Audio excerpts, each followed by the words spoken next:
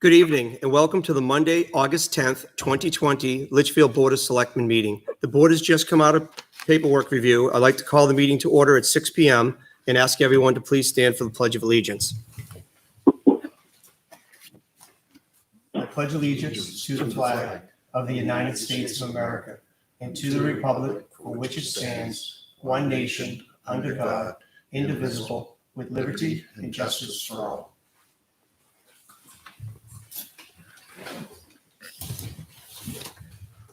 First items are the review and approval of consent items. We have an account payable manifest of August 4th, 2020 in the sum of $3,127,014.52 and August 11th, 2020 in the sum of $38,638.65. We have a payroll manifest of August 6th, 2020 in the sum of $56,672.58. In August 13th, 2020, with no value. Troy, is that a? Oh. That was me that took too long to do payroll today. Do we know the value? Oh. I didn't. Is it there? No, I didn't copy that. No, I didn't give it to you. You Oh, didn't get it out here till almost 4. I am going to say. Is it in my office? Oh, no, it's Or right over signatures? there, actually. It should. Yeah, it's right over there. You want the paperwork to be signed? Yeah. We can Way over there. tell you what the amount is.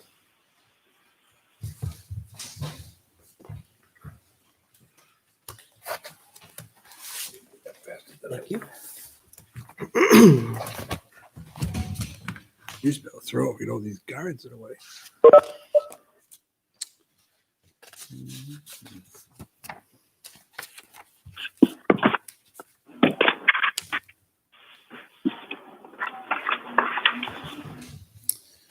So it is $42,108.26. Okay, thank you.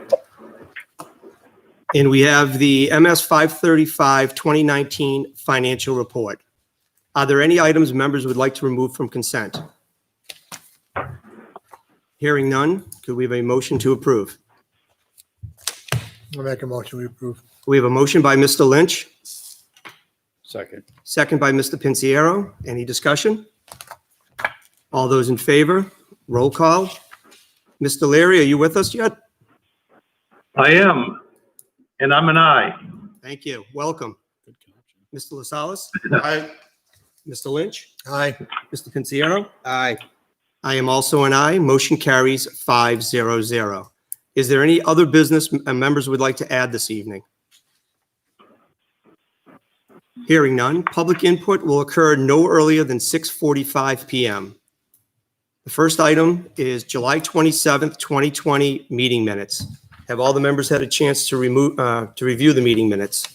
And if so, are there any questions? Yeah, I just have a question concerning the area around the old town hall, the installation of the antenna. Troy, have those trees been taken out, or you have plans for those, or? I'll be discussing that at my Okay, town administrator report this evening. Yeah. okay. That's all I had. Okay. Any other members have comments or questions? The lights are on in the cellar again. If somebody's interested. You're kidding. Maybe we should put an occupancy. You know, maybe there's some poltergeist or something going on here. I think an aux sensor is going to be the way to We need do a it. sensor down Yeah, there. it'd be the easiest way to do it, and they're not too We expensive. can even block the windows too. Okay, since we have no more, can we have a motion to accept the July 27th meeting minutes? So move. So moved. We have a motion by Mr. LaSalle. Do we have a second? Mr. Leary? Second. Second by Mr. Leary. All those in favor, Mr. Leary? Aye. Mr. LaSalle? Aye. Mr. Lynch? Aye. Mr. Pinciero? Aye. And I will abstain since I was not present at the meeting. Motion carries 4-0-1.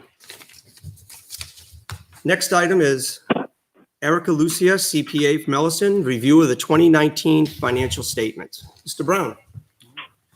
Yeah, so it's a pleasure to introduce Erica to the board this evening. I know some of you have worked with her previously.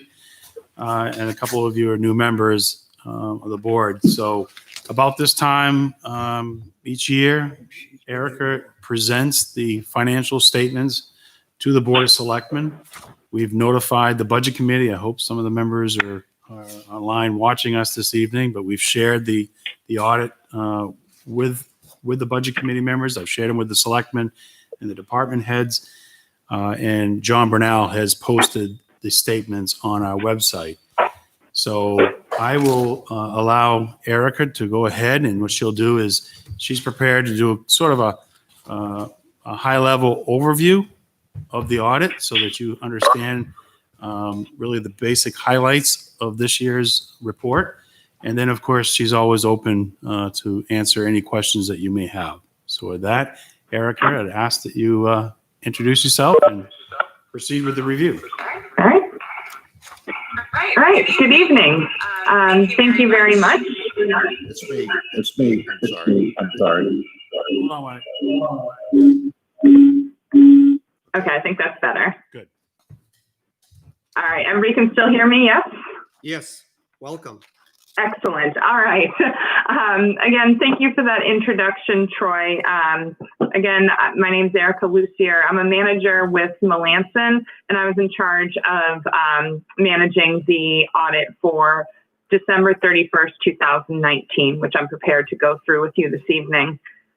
Before we get into the financial statements, though, I do want to mention that the town did not have a management letter this year.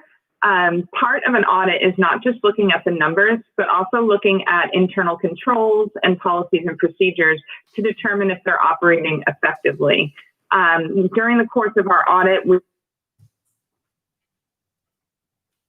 were being done timely and that the books are being maintained well throughout the year. So the town's doing a good job with regards to that. So again, I just wanted to highlight that there was no management letter this year. If we had seen during the course of our audit, if we had seen areas where significant improvement needed to be made with regards to internal controls, policies, and procedures, we would let you know via a management letter. But let's get into the financial statements. I trust you all have a copy either electronically or in paper in front of you. I'd like to start with the independent auditor's report. It's the page right after the table of contents. This is what we're hired to do, is to present an opinion on the financial statements. So this is, it's 2 pages, but I just really want to stress the importance of the independent auditor's report. So it's not to be taken lightly. The town did have a clean opinion this year, which is the same opinion that it's had in the past, and it's the best opinion that you can have. And what that means is that, in our opinion, the financial statements are presented fairly in accordance with generally accepted accounting principles. Again, this is what we're hired to do, is to present an opinion on the financial statements. So I just really wanted to highlight that page. If you could please turn to page 3. Page 3 is the management's discussion and analysis, and it goes from page 3 to page 9. And what it does is it puts into narrative form, or into words, the highlights of the financial statements. I'm not going to read through these to you. We're going to jump to the number pages and just kind of talk about some of those highlights. But at some point, if you have time to read through that, again, there is some good information in there. But if you could please turn to page 10, we can look at the number pages and I can point out some of the larger highlights. Page 10 is the statement of net position, or the entity-wide financial statements. And what it does is it consolidates all of the town's funds into one column, your governmental activities. And it's presented on an accrual basis of accounting, which means that it includes your long-term assets as well as your long-term liabilities. There's just a couple numbers that I'd like to point out on this page. The first being your long-term assets, which is your capital assets. And that's located about a quarter of the way down the page. You'll see capital assets that includes land and construction in progress, as well as other capital assets, net of accumulated depreciation. When you total those two figures together, you have about $26 million in capital assets. And that increased about $784,000 this year, and that's net of accumulated depreciation. The biggest addition that the town had this year was with regards to the new fire station, and that was $1.6 million worth of expenditures that were capitalized during 2019 for the fire station. The next item that I'd like to point out is under your long-term liabilities. So it's located about 3/4 of the way down the page, and it's your net pension liability. And that amount is $4,353,593. And what that represents is the town's proportionate share of the New Hampshire retirement system's total net pension liability. The total net pension liability for the New Hampshire retirement system is $4.8 billion with a B dollars, and the town's proportionate share is 0.09%. So that's where the $4 million comes from. The next item on this page that I want to point out is right below it. It's your net OPEB liability, and that amount is $1,031,031. And what this represents is the future healthcare costs of retirees. Now, the town has retirees that participate as part of the healthcare plan. The retirees do pay 100% of their premiums. However, because retirees are included in the same pool as your active employees, it implicitly increases the rates that everyone is paying. So this number here is actuarially determined in terms of what the cost of providing those benefits is. The other figure on this page that I'd like to point out is the second number up from the bottom, and that's your unrestricted net position of negative $2,304,265. The reason that that is negative is because of those two liabilities that we just talked about, the net pension liability of $4.3 million and your OPEB liability. Without those two liabilities, that number would be a positive. If you could please turn to page 12.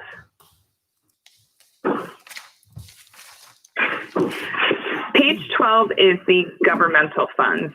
And I find this page to be a little bit more useful because it's maintained the way that the town maintains its books. There's 4 different columns, your general fund, which is your main operating fund, the fire station capital project fund, which is a major fund, and then your non-major governmental funds, which includes everything else. It includes your special revenue funds, other capital project funds that you might have, as well as your permanent trust funds, and then a total. But I'd like to direct your attention back to the first column, which is the general fund, as that is your chief operating fund. There's really just a few items that I want to point out in this column. The first being the first 2 numbers, your cash and short-term investments and investments. The total of those two is $11 million. But what I want to point out is that while that seems like a large number, it's offset by a liability about halfway down the page, right above the subtotal. You'll see due to the school districts of $8,541,538. The town collects property taxes on behalf of the Litchfield Public Schools. And what this is what's due to the schools as of December 31st, 2019. The school district has a schedule of payments that are scheduled out during the course of the school year. So this is what's still due to them. So while you do have $11 million of cash as of the end of the year, you do still have that liability of $8.5 million. So I just wanted to point that out. The other item that I'd like to point out is probably the most important number in these financial statements, which is the third number up in that first column, and that's your unassigned fund balance of $2,248,535. Now that increased about $488,000 from the prior year. That's the strongest that the fund balance has been in probably about 5 to 10 years. And again, you had a good increase in that unassigned fund balance during 2019. The Department of Revenue looks at that figure, and they like to see that that number is between 5 to 17% of your gross budget. Now, what your gross budget is that includes the town, the school, and the county. So when we look at that and we compare it to your gross budget, you're at about 11.5%, which is right in that range that the Department of Revenue likes to see, which is, again, the 5 to 17%. The town does have its own internal fund balance policies, and that is to keep that unassigned fund balance between 8 to 12%.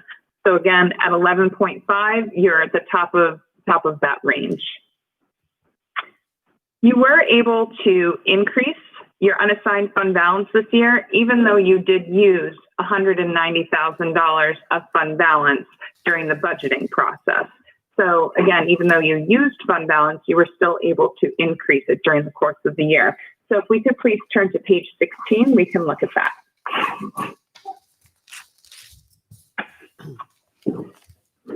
Page 16 is the statement of revenues and other sources. It's the budget versus actual for revenues and expenditures for the general fund.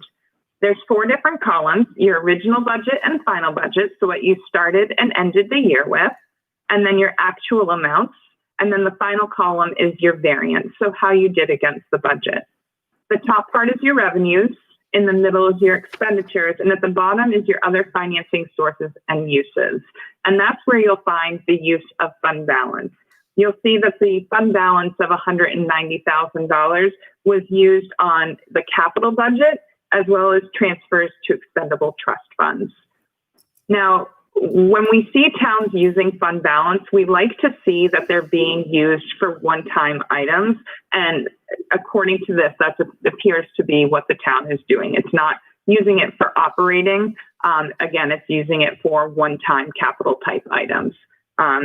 So again, if you're going to use fund balance, that's the way to do it.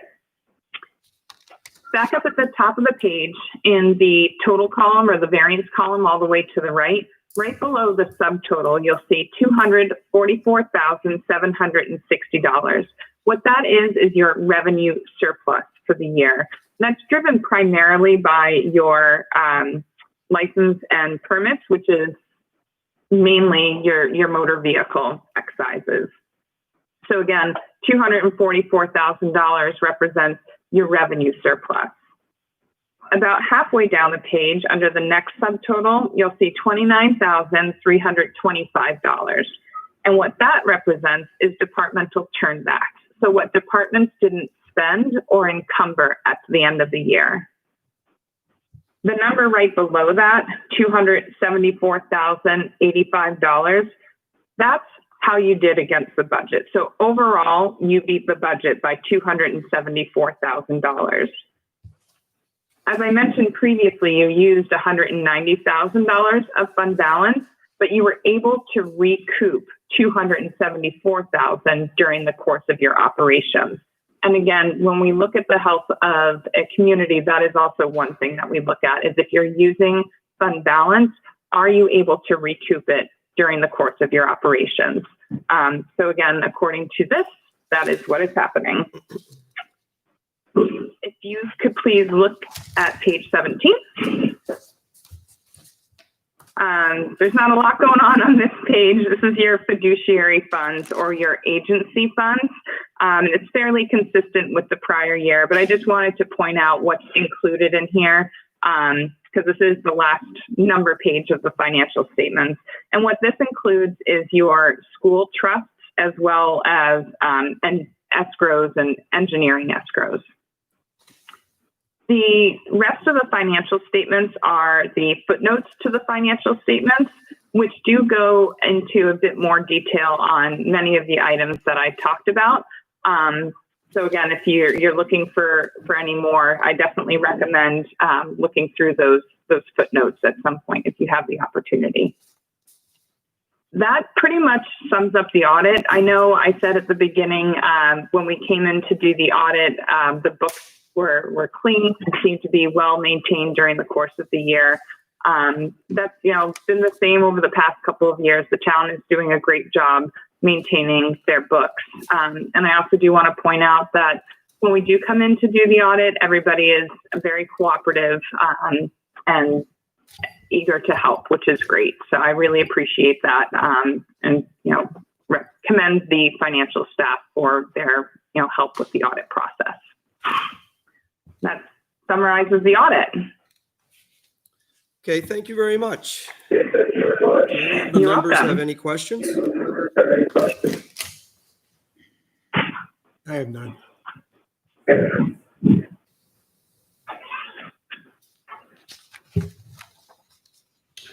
One question that I have, back on page 10,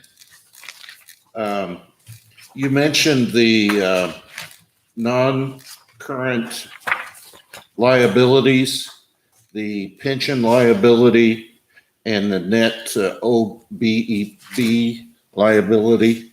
Have those risen? Has there been a change why that has risen? They have increased from year to year. There's a couple different things that impact the net pension liability. There are things like the investment rate of return, because at the state level, when the pension liability is calculated, they consider the amount of the investments that are held in that fund. So that does increase from year to year, and just also different actuarial assumptions. If, say, for the net pension, if they change one of the assumptions in terms of retirement age or beneficiaries or what have you, all those items could impact the net pension liability. And the net pension liability, just so you know, that's coming from the state, and that is actually audited by the state auditors. So we take that information from the audited report from the state and include that number here. And then the net OPEB liability, I think I have the last year's financial statements. That I think that might be fairly consistent with last year. Yes, actually, that is fairly consistent. Last year was $1,033,884. And last year's net pension liability was $4,412,000. So they have remained fairly consistent. But like I said, with the net pension liability, there are a lot of factors that go into that that could impact it from year to year. And that's just Litchfield's share of the total. Correct. Okay, thank you. Yeah, and the New Hampshire retirement system, the total net pension liability is $4.8 billion. And I know when I went through this, I said with a B, just because it is, a large number. So the town represents 0.09% of the overall total. Okay, thank you. You're welcome. Do we have any other questions?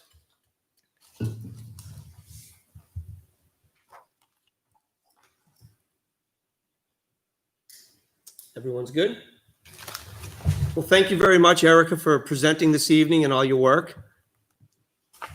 Absolutely. Thank you very much for having me. And I look forward to another year and a couple of months here. Thank you so much. Be well. Thank you, Erica. You as well. Thank you. Thank you. And I'd also like to say great job, Karen, for you and your staff. Thank you. Appreciate it.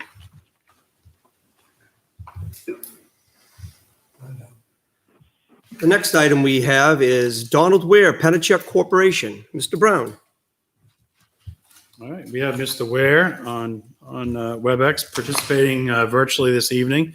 And I know that Selectman Lynch and Selectman LaSalle had met with Mr. Ware to talk about concerns of water quality, of the drinking water quality here in town. When I discuss water quality, it was the discoloration that some of the residents have been experiencing. So Mr. Lynch and Mr. LaSalle has reached out to Mr. Ware and asked him to come in and give the board a briefing, a summary, I believe, of what was discussed at that meeting and what we can do, working together with Penachuk to try to address these concerns that residents have brought forward. So with that, Selectman Lancher, Mr. Salas, I don't know if you have any other Love it. introduction you'd like to add before we ask Mr. Ware to.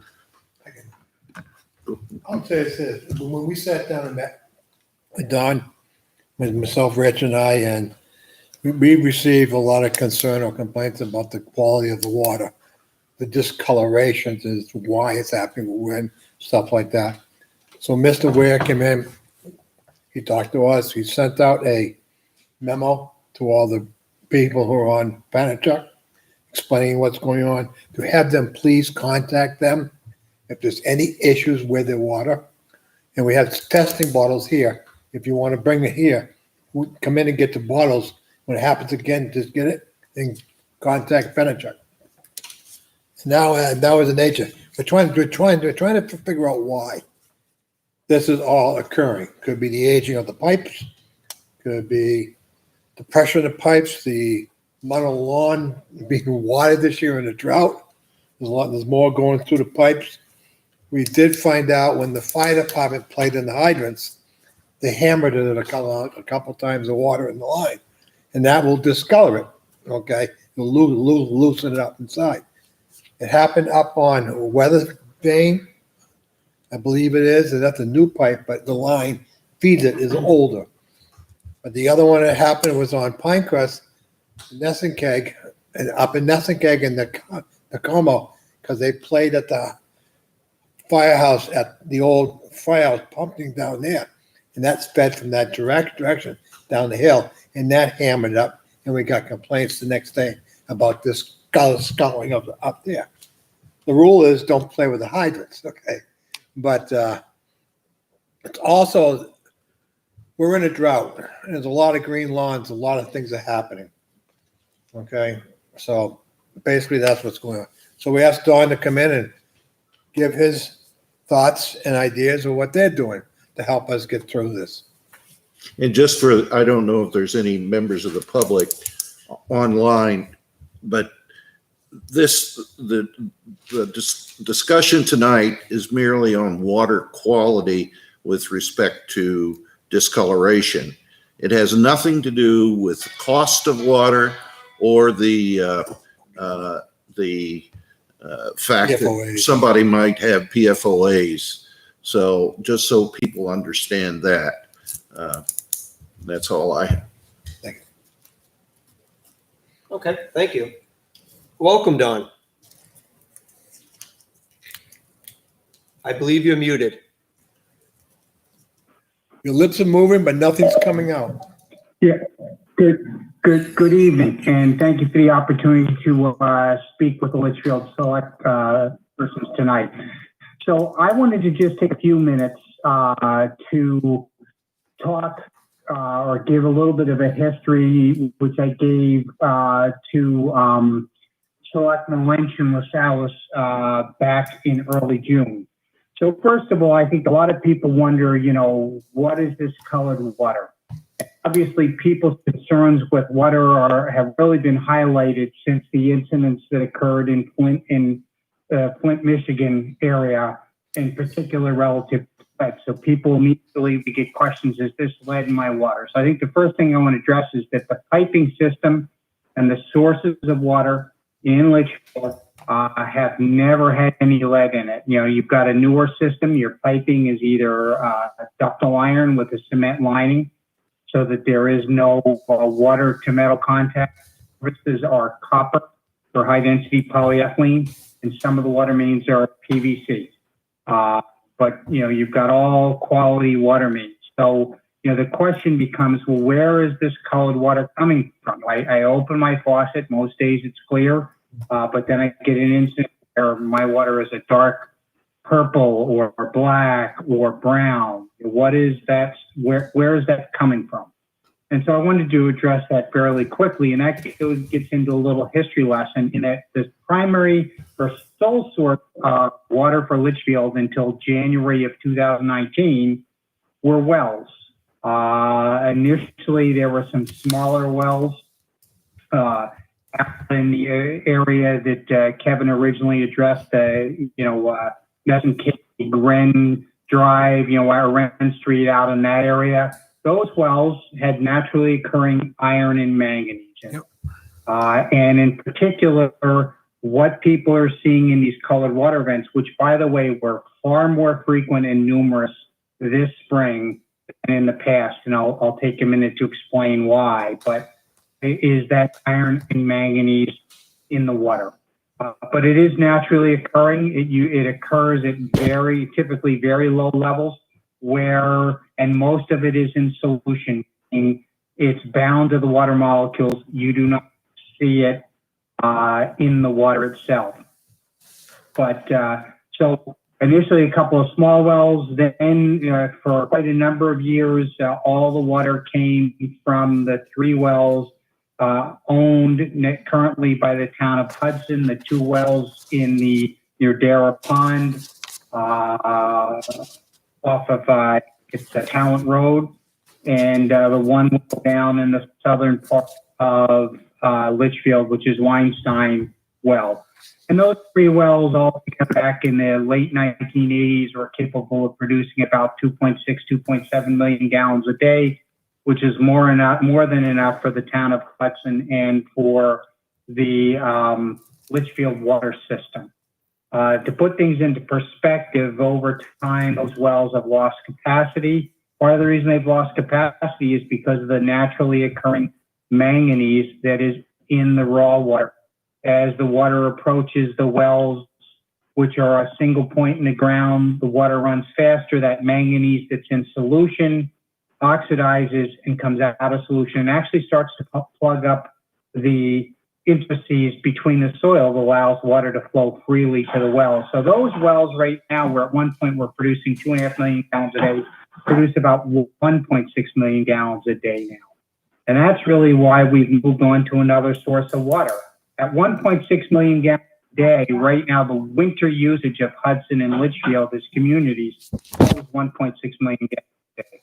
Actually, and so those wells barely keep up with the winter demand. And the only other source of supply until January of 2019 was seasonal supply from Pennachuck, from its core system in Nashua, coming out of its water treatment plant on Concord Street and across the Taylor Falls Bridge.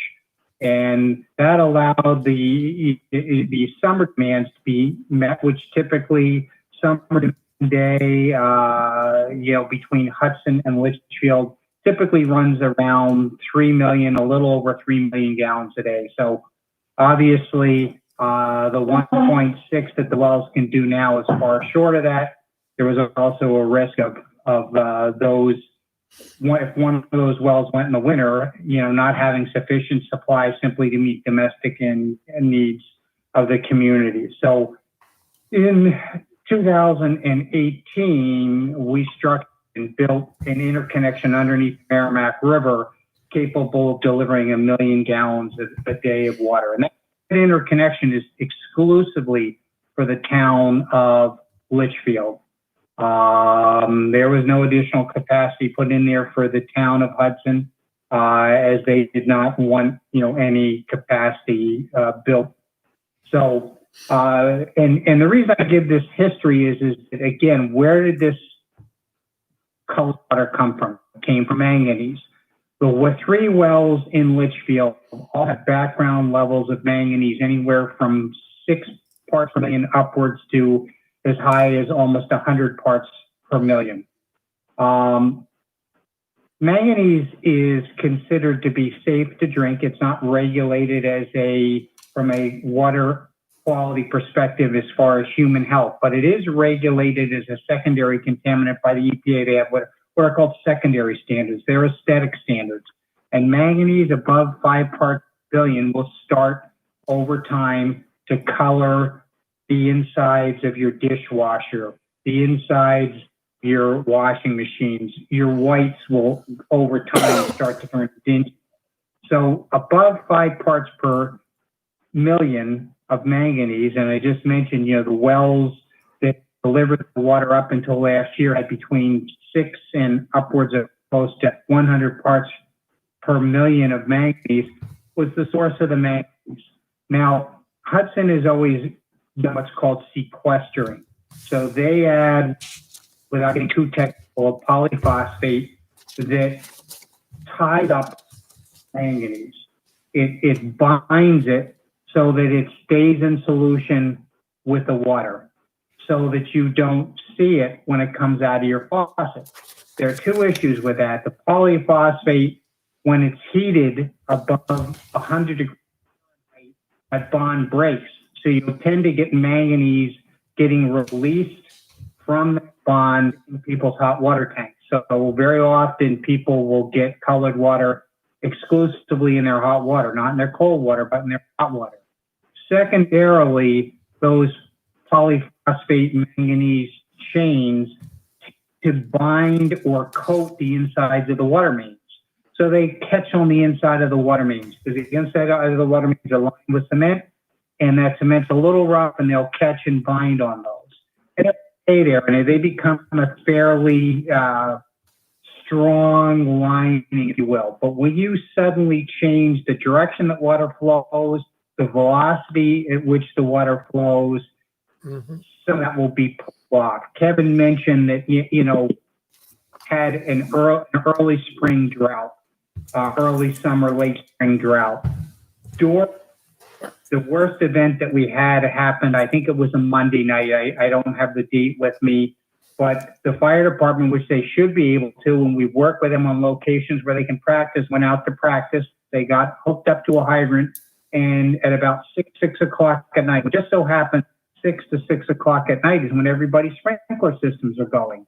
And that particular day, the usage in the Litchfield system on that day was almost 900,000 gallons of water a day. Your wintertime usage is 300,000 gallons a day. So a huge increase. And then the fire department was pulling probably, not sure, let's say 500 to 1,000 gallons a minute. So between those two, you at 1,000 gallons a minute, that's about 1.4 million gallons a day. At the 800,000, you're up at about 2.2 million gallons a day, or 7 times the normal flow. And that just pulled all kinds of, those high velocities pulled off that buildup of manganese from the inside of the water mains. Now, again, normally we flush in the spring. We flush and try to flush rates that are higher than what people will use during the summer. So when you get those high usage periods, you don't pull that manganese off of the water main.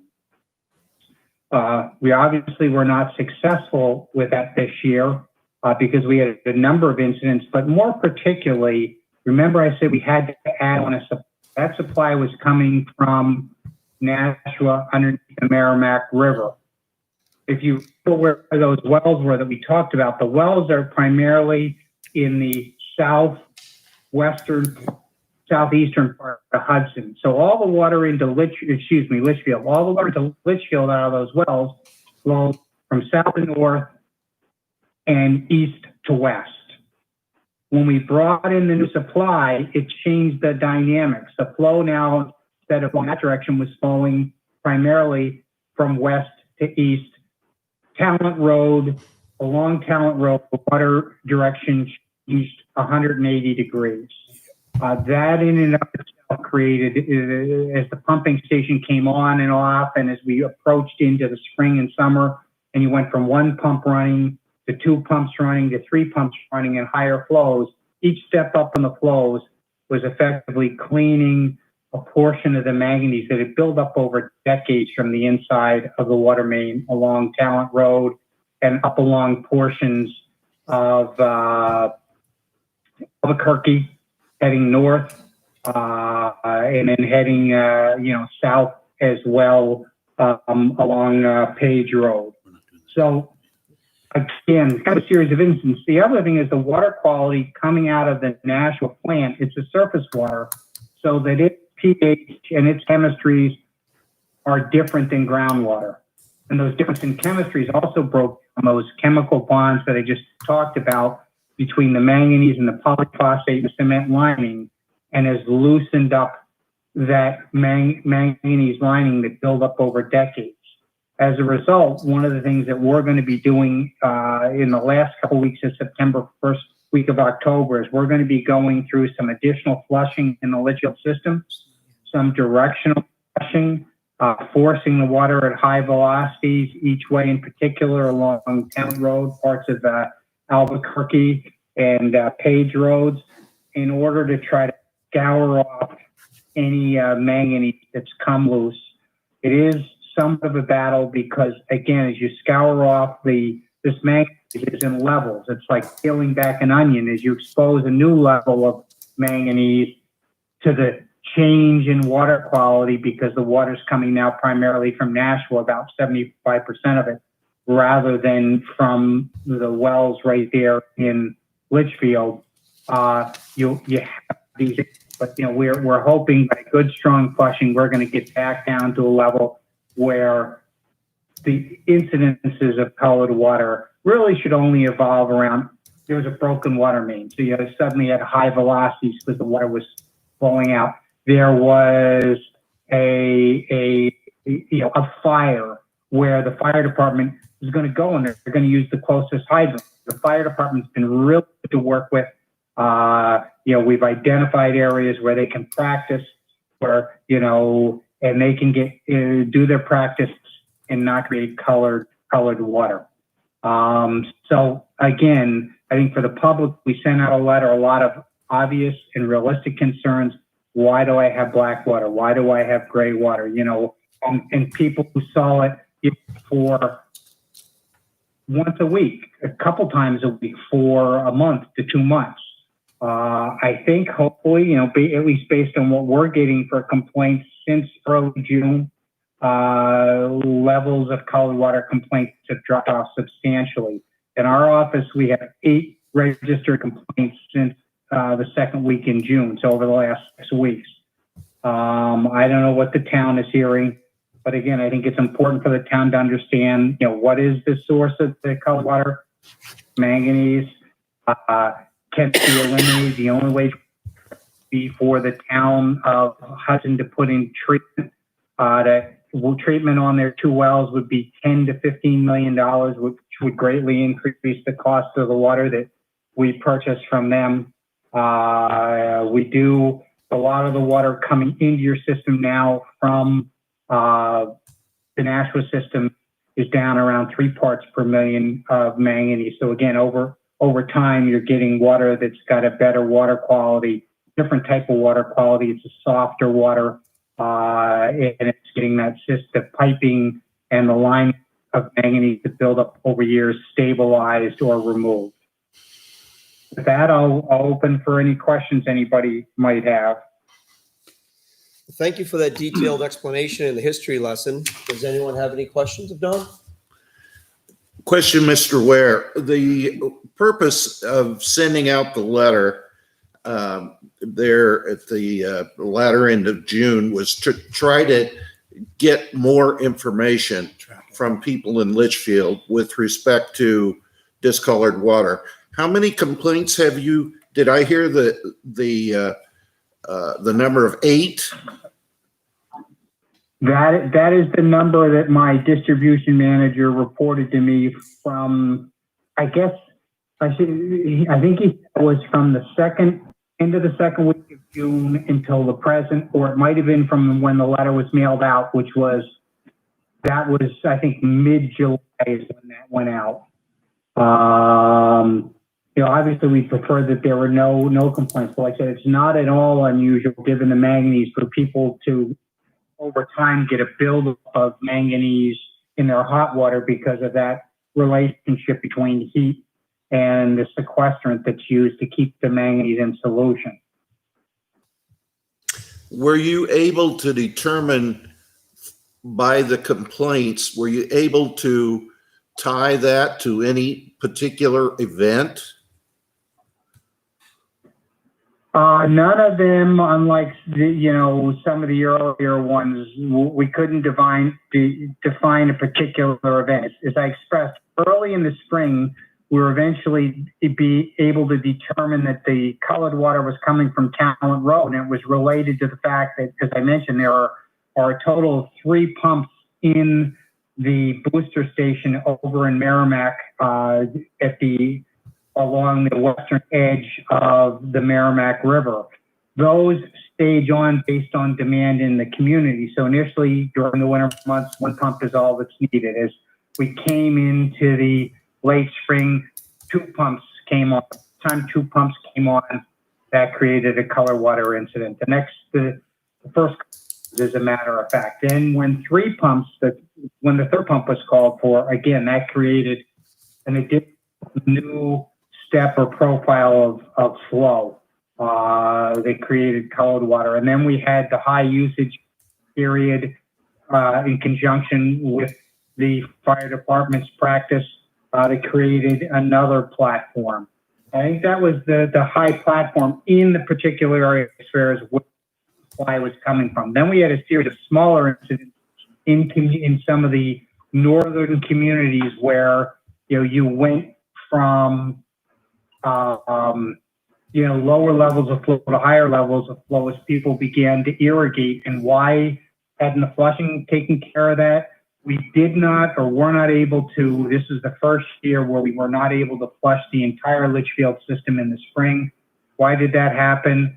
Unfortunately, the whole incidence of COVID-19, trying to figure out how to react to that, what we could or couldn't do, what was considered to be essential or non-essential, precluded us. We flushed roughly, about 60% of the entire Litchfield system, pretty much the entire southern part of the system, and about 1/3 of the northern part of the system from Talent Road north. And so that'll be, again, we'll be flushing that out this fall. Okay, Don, thank you for that. I'm particularly interested in these 8 complaints that you've had since the letter went out, assuming that's when those were. Could you determine anything by the geography of those complaints? I will have to say that I have not looked into that yet.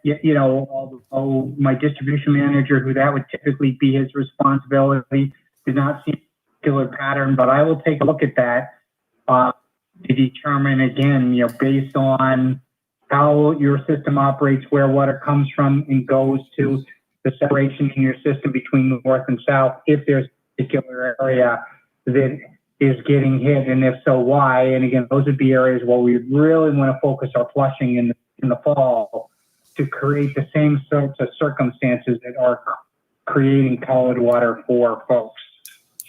Yeah, the people of Litchfield are generally not very shy about complaining about brown water on social media. And I've really only seen one instance that I particularly have heard of. So, at this point, I would say that I'm surprised that you had 8, really. But hopefully we'll be able to determine something from this geography. Yeah, and if not, like I said, it may be when you get into those that you find that 5 out of the 8 were related to hot water tanks that needed to be cleaned out. Good practice is clean your hot water tank out once a year. Given the fact that you've got that background manganese that's going to come out of solution in a precipitate form and settle to the bottom of your tank, probably good. Hopefully most people can turn their hot water tank off and drain their tank down and get that out of their tank. But I will make a point of looking at those and see if we see anything. If not, like I said, we have a plan for the fall. And I will say again, there will always be, no matter what we do, times that there will be a colored water incident. But if we can explain them, if it's a fire event, if it's a broken main, we understand that. It's when we can't explain them, when they go on with a fair degree of frequency without an explanation. That's when it's problematic. The water leaving the Litchfield wells, the water leaving the treatment plant in Nashua is crystal clear. You could look down, and you can, in the clear wells in the Nashua plant 25 feet and see the bottom. It's without any problem at all. The color is coming from the distribution system. It's coming from the manganese that's built up over the years because, again, Litchfield doesn't have any older pipes where there was bare cast iron, and cast iron is rusted up over time. It is exclusively the manganese. Again, with the change in water quality, I think we stirred up some, but as more and more of Litchfield's water comes from Nashua, I think that problem is going to clear up hopefully quicker, and it appears to be starting to clean up right now. And again, it's the water quality out of Nashua from a pure drinking water perspective. It is a better quality. One more question. Is there anything that we can do here in Litchfield as users to help you in preparing for your plans for the fall, other than reporting to you? Yeah, so that's a very important thing. I mean, continue, if you as a select person get a call from a consumer, please refer them to us immediately. When we don't hear from customers, we have no idea that there's a problem. So we want to hear when there's a problem. Yep. We'll work through people initially to determine, on the phone if the problem is in their home or outside their home. If it's outside their home, we will dispatch people day or night to come out and flush the water main street, check the hydrants to make sure that the water quality is good in the water mains itself. So we really need to hear from people if they have concerns or if they have a problem. We want people to call us. Secondarily, keep an eye out. In a couple of weeks, you'll get notification. We'll try to notify people. It's very, very difficult today. Surprisingly enough, a lot of people still don't want to get us phone numbers where we could say text messages or email addresses where we could send updates as far as where we're flushing, so that people know where we're going to be flushing. Again, we're going to try to constrain our flushing to daytime. Of course, this is kind of a unique period of time. A lot of people are home right now where typically they would be away at work during the day. But we're going to try to work, let people get up in the morning, get out and start flushing and, finish up towards the end of the day before people get home and get things cleaned up as best as possible. So when you flush, there always is a residual amount of colored water that will work its way through the system. Everybody will get it. They happen to open their faucet and draw water in their service right as that slug of colored water is going by. So when that happens, we need people to call, and we'll work with them. Now, Troy, to help people know when they're going to flush, can we use the code red system? Yeah, it'd be easy. So we could get the information from Penachuk and we could put out and say, hey, these streets in this day are going to be flushed. We can also put it on Facebook, which Yep, just maybe seems to social be media. other things like that, and get it out. So, Mr. Ware, we probably can help you get the word out to the customers when your flushing schedule will be. Yeah, so, we'll notify them, but Troy, I will make a point of sending you the, we have a daily update, we have a map of the system, so we'll show where we flushed and where we're going that next day. We And can that's get that updated once a day, so that's something we can send to you so that you have it. We post it to our Facebook page. You can post it to your Facebook page, and hopefully we can get people engaged in checking that during this period of time. One of the biggest things is when we're flushing in the area, do your wash. You do a clothes wash and you pull in we're scouring off that manganese and you get a load of that into a load of wash. It quickly makes its way into the fibers, stains the clothes. If that happens to happen, don't dry them. Let the clothes stay wet. A special additive that we can provide people if the clothes have stayed wet that they can put in. It will cause that iron, or that, in this case, manganese, to release from the fibers. But if you finish the wash and you put it in the dryer, it is permanently locked you're closed. That's good to know. I'm on a well. Definitely good to know, yeah. My wife would be happy about that one. Okay, do we have any? Thanks, Steve. That was one of my questions, was notifying the town, to be able to notify the people when they're gonna flush. The other one I had was two of them actually, and that's that, the fire department, I don't know if you've spoken to the fire chief or not, Don. He said that there was a heavy sludge coming out when he was pumping. And he was worried about it damaging his pumps. It was that heavy and that thick, I think is the terms he used. Any reason why it would have been that much versus groundwater? So he went into a new community. Yep. And new water mains that have been put in that, while there's an inspector there, you get sand and material just simply in the water main in. Mm-hmm. And that area was one of the areas that did not get, flushed or flushed out of a hydrant at 500 gallons a minute. And when he gets on, we're flowing by gravity. He's pulling the water out. And so he's just out of those, which maybe construction sediments that, we try to get out when a new water main goes on.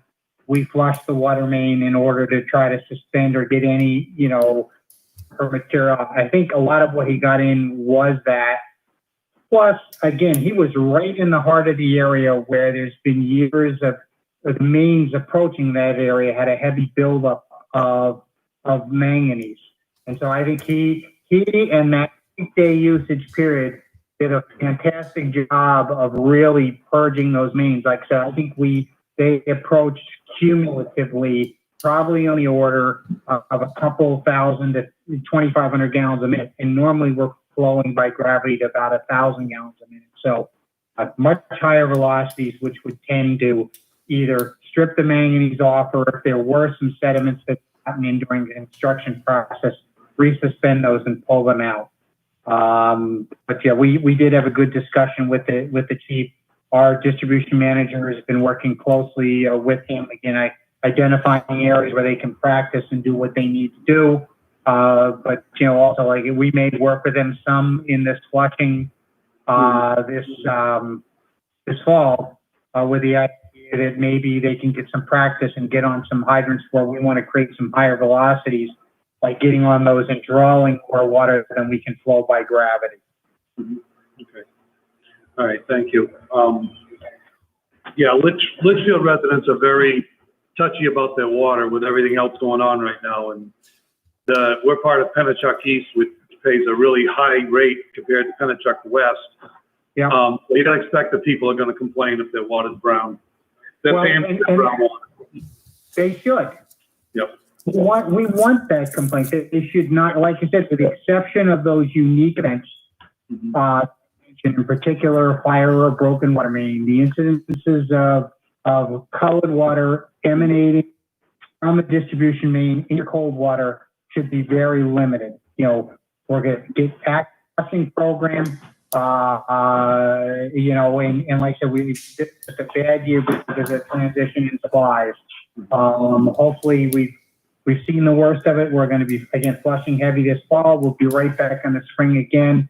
Look forward to hearing from people, calling, letting us know what's going on, so that we can try to determine if there's something going on that we're not aware of. But, every sample where we've gone, the underlying contaminant is manganese, maybe occasionally some background iron.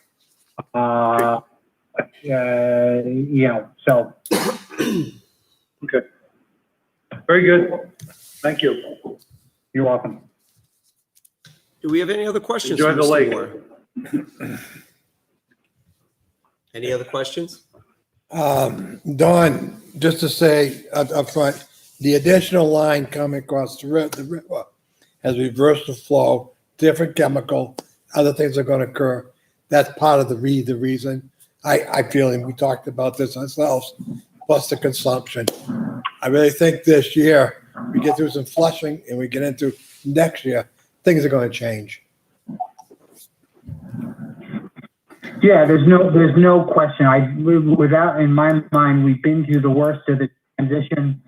It's a very difficult to model what that transition was going to create. And like I said, initially in the spring of 2019, we tried some directional flushing along Talent Road to try to loosen up some of that material, but I think it just took time, more contact between the different water quality with the pipe in Talent Road, and that made this spring and early summer the worst of the times. But again, water quality going in, you got fairly new pipes in Litchfield. None of them are unlined cast iron, and this is something that we should be able to get on top of. And again, the good news is you now have a source of supply that is independent, and so if one of the wells in Litchfield were to have a problem, in the past couple of years, that would have really been an issue if it happened during the winter months. There would have been insufficient supply, for both communities. Say 800,000 gallons of water, where both communities typically use about twice that. We now have that independent source of supply coming to Litchfield itself. It's good for 1 million gallons a day, and so between that and the wells there, you guys are well situated, for whatever kind of remaining build out will happen within your community. Thank you, Don. Chief? You're welcome. All right, well, thank you, Mr. Ware, for taking time out of your schedule and being with us this evening. We greatly appreciate it. You're welcome. Have a good evening. You too. Be well. Stay out of the heat. You too. Bye. Being that it's 7:05, I'd like to open it up to public input. Mr. Brunel, are there any members of the public on the line that would like to join us? Mr. Chair, there is no members of the public online. Okay, thank you very much. Therefore, we will close public input and we'll get to the next agenda item, which is impact fees for the police station conceptual design. We actually have two topics under this. One is phase 2 in the sum of $12,075 and phase 3 in the sum of $12,500. Mr. Brown. Chief Sergeant, myself, has been working with Castle Booz and Ekman Construction, developing some preliminary design plans and cost estimates for the construction of a new police department or a new police station. This is a direct result of conversations that we've had in the past 3 months with our capital improvements planning committee, where they wanted the police chief to look at what the cost would be to build what we call phase 2 of our public safety complex, which basically would be new construction of a building attached to the new fire station. So in that work was done, was able to do a conceptual layout, and working with the architect and Ekman Construction, we're able to get some good, reasonable cost estimates for per square foot. Then what's happened is we've gone back to the Capital Improvements Committee, and they've asked to take a look at another option, which would be to Head on. take this whole police station, this police station town hall building, and convert it into a police station. Now, that wouldn't give us the square footage that was necessary, but to take a look at what it would cost, what would be involved in converting this building into a police station, and what size addition would be required and how that would be laid out. And the CIP committee thought that that's something that is information that's needed before, they can make a recommendation going forward as to whether we build brand new or if maybe it's not as expensive to take a look at renovating this, which I know leads, if this is approved and you get those two options, it leads to a third question of, okay, now what do you do with the town hall? And where do we move to, or do we build new? I think the thought process for CIP was that the construction of a town office building, administrative building, is far less than the construction of a police station. Correct. And so that's what they're trying to see, what the difference in cost is before making a recommendation to this board and eventually to the community of what we should be doing with our police station down And I the road. think part of the phase 3 ask was also to take into effect town hall here. You know, can we put a wing on, still have town offices here and do it? The concept was that's all new. That's over there. Here we already have a shell. We already have all the major infrastructures in it. So therefore, the cost is to reconfigure would probably be a lot cheaper than new construction. I think down the road, it's, as we learned with the fire station, these questions are going to come up. They're going to come up 3 years down the road, 4 or 5, whenever, you know, if the discussion gets to the point where you're, you know, looking to address the space needs of the police department, which will be in your capital improvements plan in the next 6 years. I don't know where it's going to be eventually, but it will be there. And these are questions that everyone is going to ask. And we have the ability right now to use impact fees. We have right now availability of $25,473 in impact fees. And that's exactly what these things are collected for, is to start planning the construction of a police station. So the question before you this evening is, one, we have already committed funds to what we call phase 2 in the amount of $24,575.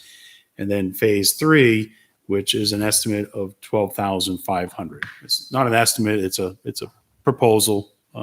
They've laid out a scope of work, and they would take a look at this building, determine what the size of the addition would be, and identify the cost and some challenges that we may not actually be aware of if we were to try to look to convert this building into a police station. I believe we have Chief Sargent with us this evening. Chief, would you like to add anything? Good evening, Mr. Chairman. I think Mr. Brown spoke very eloquently about the process and what we've been trying to do. Certainly want to provide the most informative options to our Board of Selectmen, our Capital Improvement Planning Committee, and most importantly, our residents. And while I don't know that I had foreseen maybe the third option, I think it's a great opportunity to take advantage, to gather information so that collectively, you know, from a police department standpoint, from a town standpoint, from the different boards, that we can really say what is best. And that's been the goal here. That's been the mission. And I would just ask for your support to continue to move forward in this process.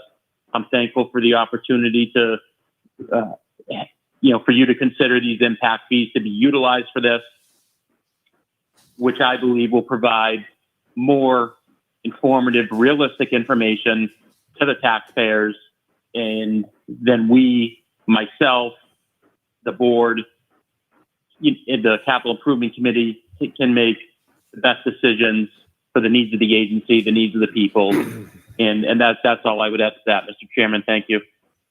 Thank you, Chief. Gentlemen, any questions? Mr. Brown, who did somebody say? Go ahead. Oh, you're next. No, go ahead. I'll go after you, Rich. Okay. I'm next. On item D here under business, we have impact fees. You mentioned phase 2 and phase 3, and you said that we had 24,575. That's a sum of those two, correct?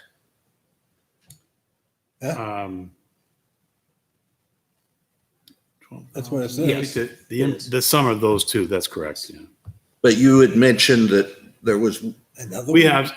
have, I think we added up today. I got those. Yeah, We have a balance of $24,575 In impact fees. in the impact fees. from both phase 2 and phase 3. Right. To allow phase 2 and phase 3 to go on. In phase 2 is what was already done, the conceptual design to an add-on to the existing fire station. Phase 3 would be a conceptual design of what can be done at this building And we're assuming from a capital improvement standpoint is going to be a lower dollar in order to retrofit this building to the needs of the department than it would be for brand new construction. And kind of what's driving that is out of the capital improvement, we feel that the number one priority for the town will be a new elementary school. So trying to look and weigh out the needs of the town over the next 6 years, where how do we do it? How do we meet the needs of the department? How do we meet the needs across it and not put such a tax burden on the citizens? So that's what came up with this desire of, can we do something with this building already, because we have the structure up and now we're looking at moving walls. The most costly thing are cells and so forth, and we already have that. So we wanted to see what would the dollar impact be in order to retrofit a building like this. We feel that it's going to come in significantly lower than the $6 million, which was estimated for phase 2 of the fire station. Let me, Mr. Chair, I have a question, and maybe it's the way I worded. You mentioned about renovating this building on this side to be police. Well, somehow looking at this structure, could it be a wing? Could it be we take over some of the office like this meeting room and then we go use a meeting room maybe at the fire station?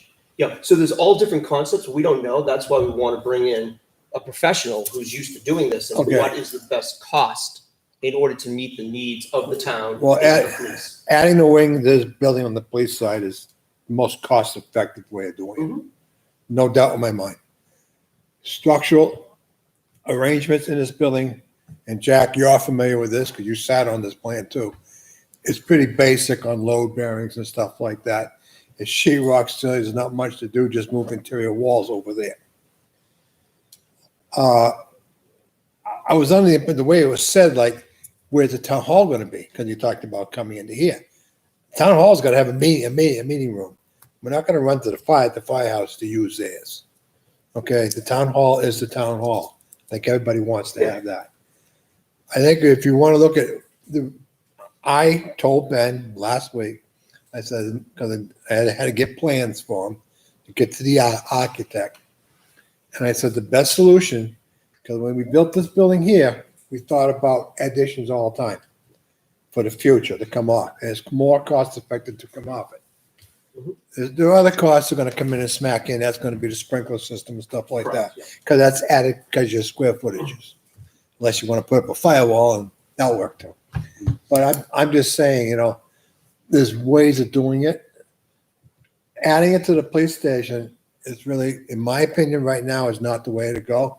I mean, to the firehouse. It's more cost effective here because your radio equipment, your cell blocks are still here.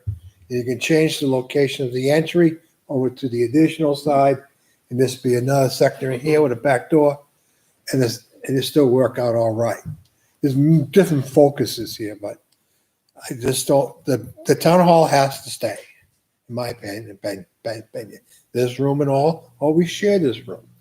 Okay, And that's what we've got out. We'll make this a little bigger so that we can share this room at the same time because we know we have space needs in here. Especially when you had these shields. I think the chief and I, coming off the CIP committee, I think what we heard was looking at a 100% reuse of this building as police station. But most definitely, if this is passed this evening, we can change the scope so that we look at what would it cost to put an addition on this building to accommodate the space needs. And I believe within of the police CIP, department. we also did talk about, is an addition of this, is it a second floor? What can be done that's going to get us under the proposed $6 million that they came up with in order to attach onto the fire station? How many more personnel will the police department have in 5 years? Not many. Or 10 years? I guess it gets, we can have the chief Isn't that speak to going to that. have a Chief. bearing on what we do? Is Yep. anyone looking at personnel? Well, that was what the issue is. We built this building without taking that really into major consideration. And I think the personnel, And here we are. yeah, and I think the increase in personnel is going to be directly tied to what happens in town from a construction standpoint. How many new developments go It's in? kind of obvious that Yeah. development has gone a little bit crazy. It is. So, I mean, I think you're gonna see an improvement in, or or an enlargement in the department is going to be made almost necessary. Chief, do you have a vision for that? Huh. Well, Selectman Pinciero, thank you for understanding that. And I do see a vision of growth in the future. I know that I have spoken, had we not been faced with the COVID-19 pandemic, that I certainly had a vision of making some expansions. And this is probably not the time nor the place to create that vision. I do see a need. I do see a necessity for additional officers, and that is something that I'm constantly working on and building a vision and a plan that I could share with you. Certainly, the focus with the Capital Improvement Committee, we were trying to present different options, and I think if we stay focused for this evening, I think the release of the impact fees would allow Mr. Brown, myself, to work with Castle Booth's architects, and maybe we can talk about the scope of the work, knowing these are the funds that the board has authorized. We would like you to address this option, with a addition, but also what would be, because it did come up about taking over the town hall. So whatever the will of the board is, certainly I'd like to provide everyone with the best information possible. But to Selectman Pinciero's comments, yes, sir, I do see us growing. It's been, I believe the last time I spoke was reference to under Chief O'Brien. It is necessarily a patrol officer, but I do see some other specific needs that are going to come forward for personnel issues. And I think I would have been looking to move forward had we not been faced with the challenges of 2020. So that personnel increase, that's on hold. While I believe it is a need of the agency, I believe it will most benefit the town. Hopefully next year, later on, I'd like to present that vision to you. So in considering what type of facility and how we expand, yes, this department, I believe, will grow, and it will grow at a benefit to the town and the agency. Thank you, Chief. Let's deplete the. I have a couple of points, if I could. Go ahead. Pinciero, what was your question? The question was, will this phase 2 and 3 deplete the impact fees for this year so far? It will, yeah. So I just wanted to circle back to my response, and I realized that. So what we're asking this evening is to spend $24,575 of the $25,473 available. So it's only going to leave you $1,000 or less. This is the police impact fee. Just the police impact. Yeah. But we collect, every time a house is built, we'll realize start that. collecting. It's a good it. utilization. There ain't that many homes going to be done. We're built out just about. Bob? Mr. Chairman, Mr. Brown, I apologize, sorry. I had a couple items I wanted to just mention on this. Can you guys hear me all right? Yes. Okay. This police department always seems to be getting the short end of the stick here. They've gone from being where Dave Campbell used to keep all the records in his house to a cramped environment down in the bottom of the basement of the town hall, the old town hall, to having to share a facility and cutting the size of their facility with the town hall. And now we want to give them, a building that really I don't think is going to be of any use to them. I think if we're going to go forward with this, I think we go forward with the second phase of that building that we talked about. And there's still a lot of us that thought it should have been a one-shot deal with the police and fire in the beginning. That being said, that's for everyone else to discuss. But my question is Ekman Construction guaranteed this project? Because it seems to me that when the fire station got approved, that never went out to bid after it. Within 2 days, it was appointed to them and moved on. And it seems like they're already anointed this contract. Is that true, or do I have wrong information? What's the deal with that? No, well, so first of all, Ekman Construction was selected by a committee that was formed by the Board of Selectmen. So it was comprised of a couple citizens, department heads, and I believe we had 1 or 2 selectmen representatives. And those legal notices that went out, I think we received 6 or 7 proposals from contractors within the state of New Hampshire. So they were selected through a very open, competitive process. We built a relationship with Ekman Construction, and they have offered their services to us for free. And as part of their way of just, becoming familiar with this project. And I'm sure that if one day we were to build a police station, I'm sure they'd be very much interested in being the contractor. But that decision would be made by the Board of Selectmen at some point in time when we get to that point. And the reason the architect's been involved, Chief O'Brien had brought Castle Booze on board a couple of years ago, and they've been brought on board because they have demonstrated that they really do an outstanding job. They have a lot of experience in construction of police stations. So just a couple here in the area is the town of Hudson, I believe, and the town of Londonderry, and as the town of Milford, I believe. So in the area, they have had some experience, and they come highly recommended.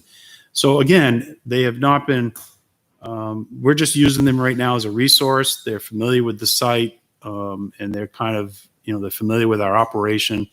They did the initial sort of needs analysis for Chief O'Brien. So they understand our current size, the current constraints. So they're really the best architect to use at this point in time. Okay.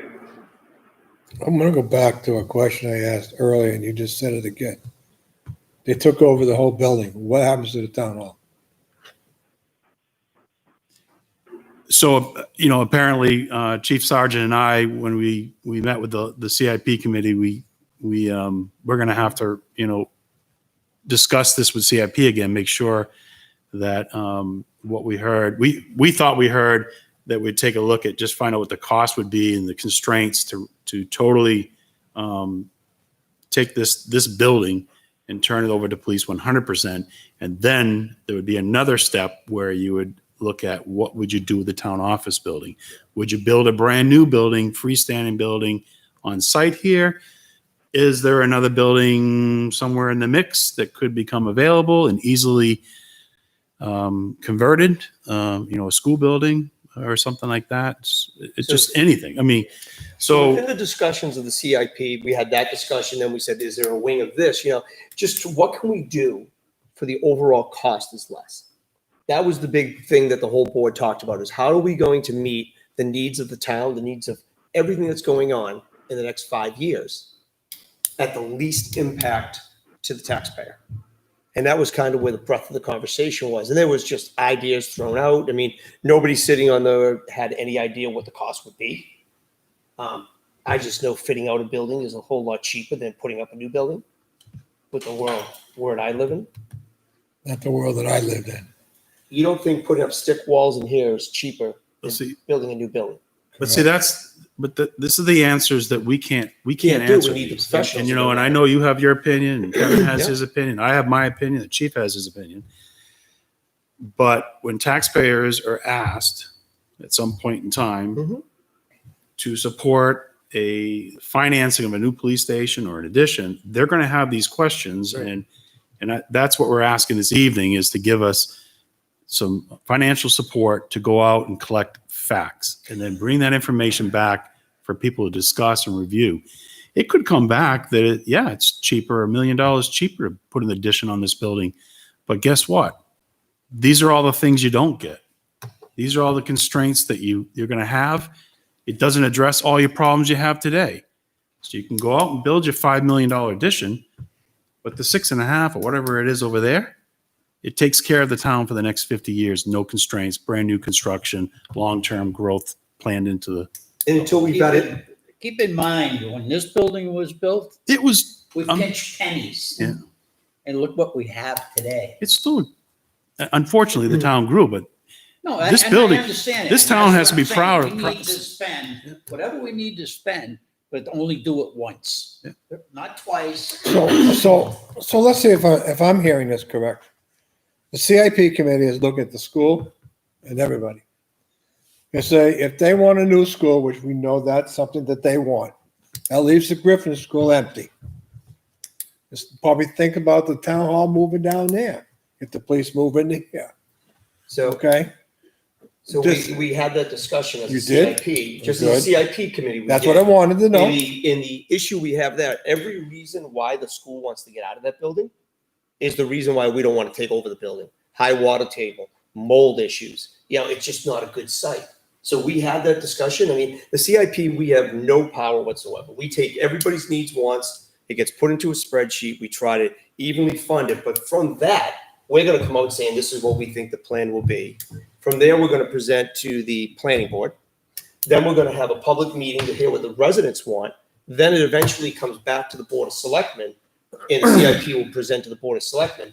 Now, nothing happens until the Board of Selectmen adopts the plan and moves forward. I'll be quite frankly, I'm not in favor of spending another $12,000 on, I think I may want this. I'll be honest with you, that's how I feel about it. I think I may like this. I think, we've had that happen so many times. I've seen it in government so many times. yeah, again, we're just looking, I think, using it for a decision-making tool and just well. trying to understand what it would cost to build an addition on this building versus the cost of building If you- brand new next door. If you have a contractor or a architect that's done that architect, I know him, and he has a square foot cost for police that we could figure out what it would be to put an addition on for half off that square foot cost, Mhm. without getting into too much design cost. What Okay. happened with the fire department? We must have designed that thing 10 times. Yeah. I think that. I know of 5 times in my terms. I think Yeah. by the time that got built, there was over $130,000 worth Oh, of cost. I very well believe that. It Because was ridiculous, the amount of money we spent. On that Well, it building, was- I agree. For was- 12 you- years. But you got the fire station, you got yourself to a point, I wasn't here, but you invested, you got yourself to a point where, as I understood it, well, I know for a fact, it was shovel ready. Like it was totally designed, all permitted, shovel ready, which maybe probably in hindsight, it's always easy. Not always the smartest thing to do Correct. because you don't know if you're going to get support of the voters to build. It was close too. It was close, but so I think this is, Okay. again, we're just looking at this as part of the decision making to eventually get this community to a point where you're very confident that what you're going to do, and when you go ask for money, I'm sure that ask can be part of the actual design. You're not going to. I would hope this town would not invest We're going to, $500,000 in design shovel ready plans again. I just had some reservation to spend $12,000 on a schematic It's not 12, it's 24, or almost on 25. a schematic. We got I would the, think that you could get a contractor that would come in and give you an idea what a square foot the cost. square foot cost would be. Yep. And just you work on the addition part. Correct. And also some And minor that's something renovations that you- inside. You know, you look at that and say, "Oh, I don't want to do that. That's crazy." Right. And then you spend 20 grand to get a plan. I'm at a point where you're looking at it, you're proposing, there's two things. One, even taking over this building, this hall, whatever the case may be. We got issues here. We also got the SAU and the high school And we talked about them possibly moving into the old firehouse, the old police station here, if they had moved into a safety complex. That would have that would have solved two problems. And all that was talked about at the CIP too. I mean, we've talked about everything, utilization of buildings. So, I mean, it's a concept that's out there. Our fear, I want to our think fear about for the this one. CIP portion of it is if a new elementary school gets passed by the residents, that's going to be a bond, probably what, 10 years? Or at least. That I do not believe they will vote to meet the needs of the police station anytime within that time frame. They're going to want to know I'm what. very concerned about us leaving our police in a bad situation. So the part of the whole CIP was.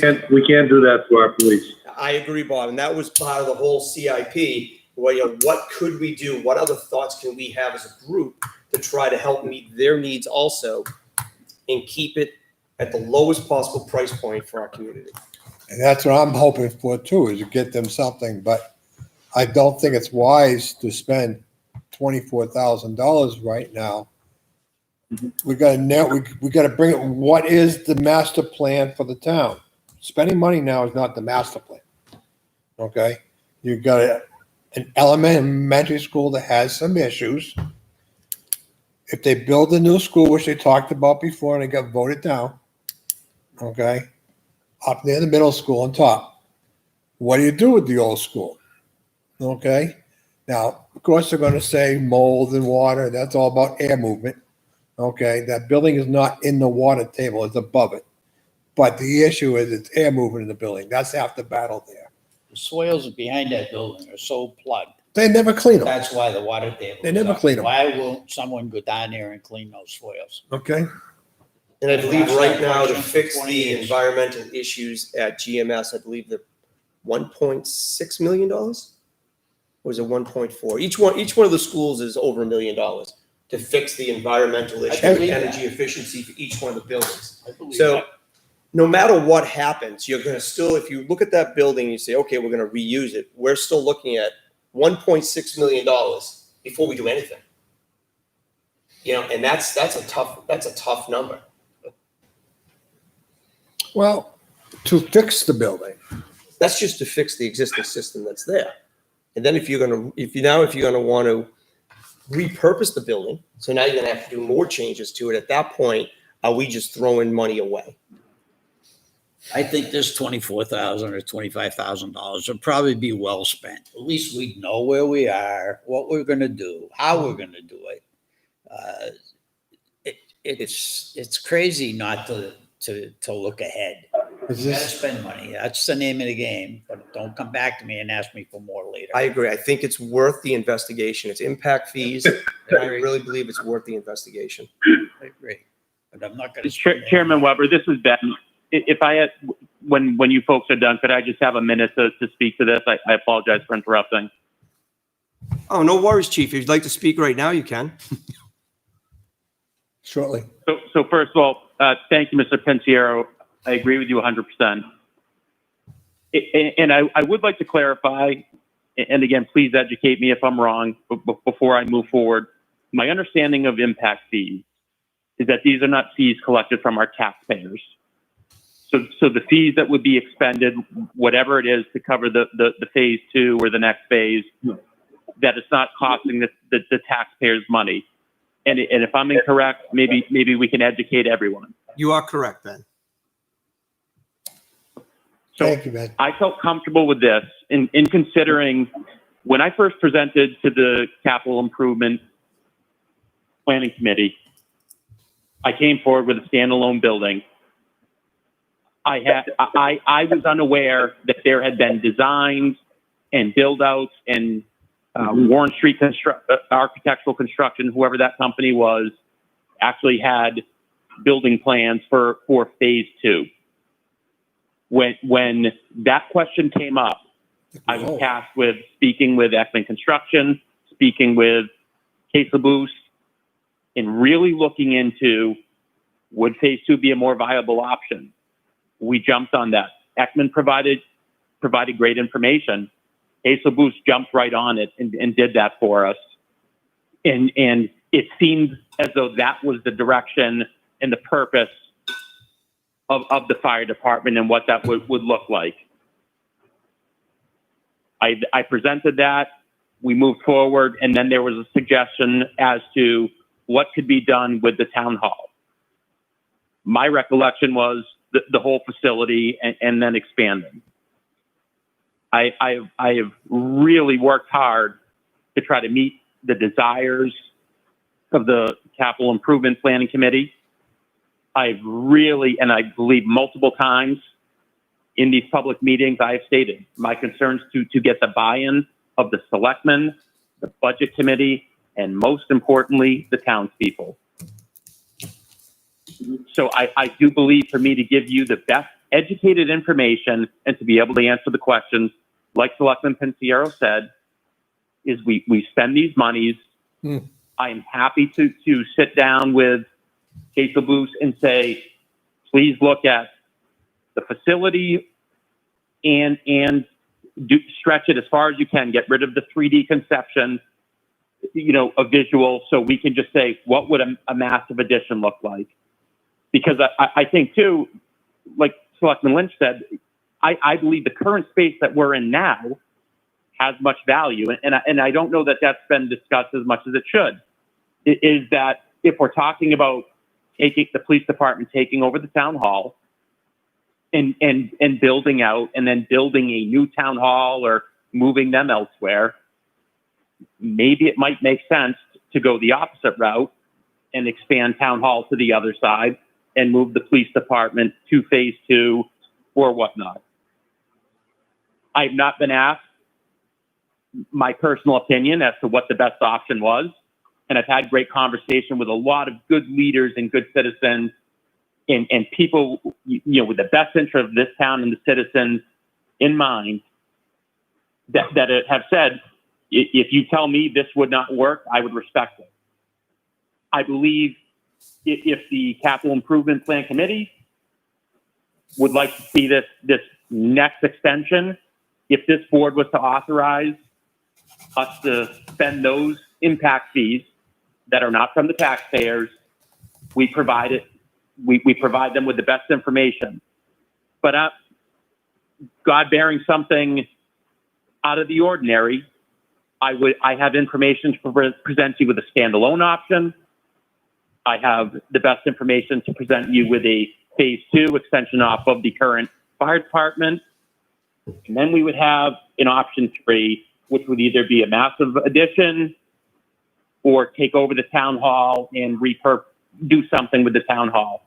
You're providing me with the opportunity to give you the best information, give a realistic expense report. So I would ask you to consider if I'm not tasked with saying standalone or phase 2, what's the best option, and we'd like to really consider an addition taking over. I'd ask for your support to move forward and allow me to provide you with the best information. And it does come with an expense. And Mr. Lynch, I hear you, and I really appreciate the good conversation. And that's all I have to say. To say, I just wanted to highlight that it's not at the expense of our taxpayers. I believe, my understanding, these funds are here for this purpose, and it's going to allow us collectively to make the best decision for the town. Thank you. Thank you, Chief.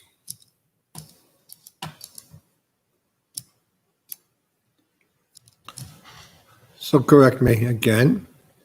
I'd like to make a motion for the impact fees of the police station design phase 2 and 3 to be expended. We have a motion by Mr. Pensiero. Do we have a second? I'll second the motion. I would like to have something documented as to what we'll have at the end of that. Correct. We have a second by Mr. LaSalle's.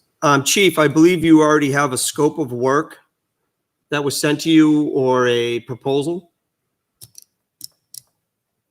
Or you will Yes, work? sir, I do. Okay. And I'm happy. Yeah. So Yes, sir, I do. Okay, Who thank you. has Could you that? share that, please, with Well, Troy? it's oh, I have it's it, but it's attached Okay. for anyone on the website there. If you scroll down on this section, you have the PDF, which is a scope of service. So basically the deliverables would be conceptual level, a floor plan, site plan, a massing study, and an opinion of probable project cost. And they're looking at delivering this within 4 weeks, which was important for CIP because they needed to have information sooner than later. Well, that was my question, just the chair. I wanted to get it. I didn't know what was being proposed, and I'm glad you. Thank you. Welcome. Thank you, Chief.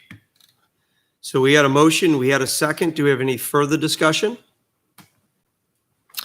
I just want to go on record. I'm not really 100% for it, but I understand it. Okay. But what I got to understand is that I've been in this town all my life and I've seen this come and go. CIPs, committees, selectmen just ignoring them for years. Okay. Or else they didn't like what, and they just, that's how I seen it. Okay. And the same with the schools. I just don't want us to spend money and let it sit there. Okay, I'd rather, if that's the case, we could use this $24,000 for something else. Okay, besides a piece of paper that may not get us anywhere. But on the other hand, in order to get somewhere, you got to spend some money. I'm not a fan of it, but I am going to vote yes for it. Thank you. So vote. Mr. Larry, Aye. Mr. LaSalle's, Aye. Mr. Lynch, Aye. Mr. Pinciero. Aye. I am also an aye. Motion carries 5-0-0. Thank you for your input, Chief.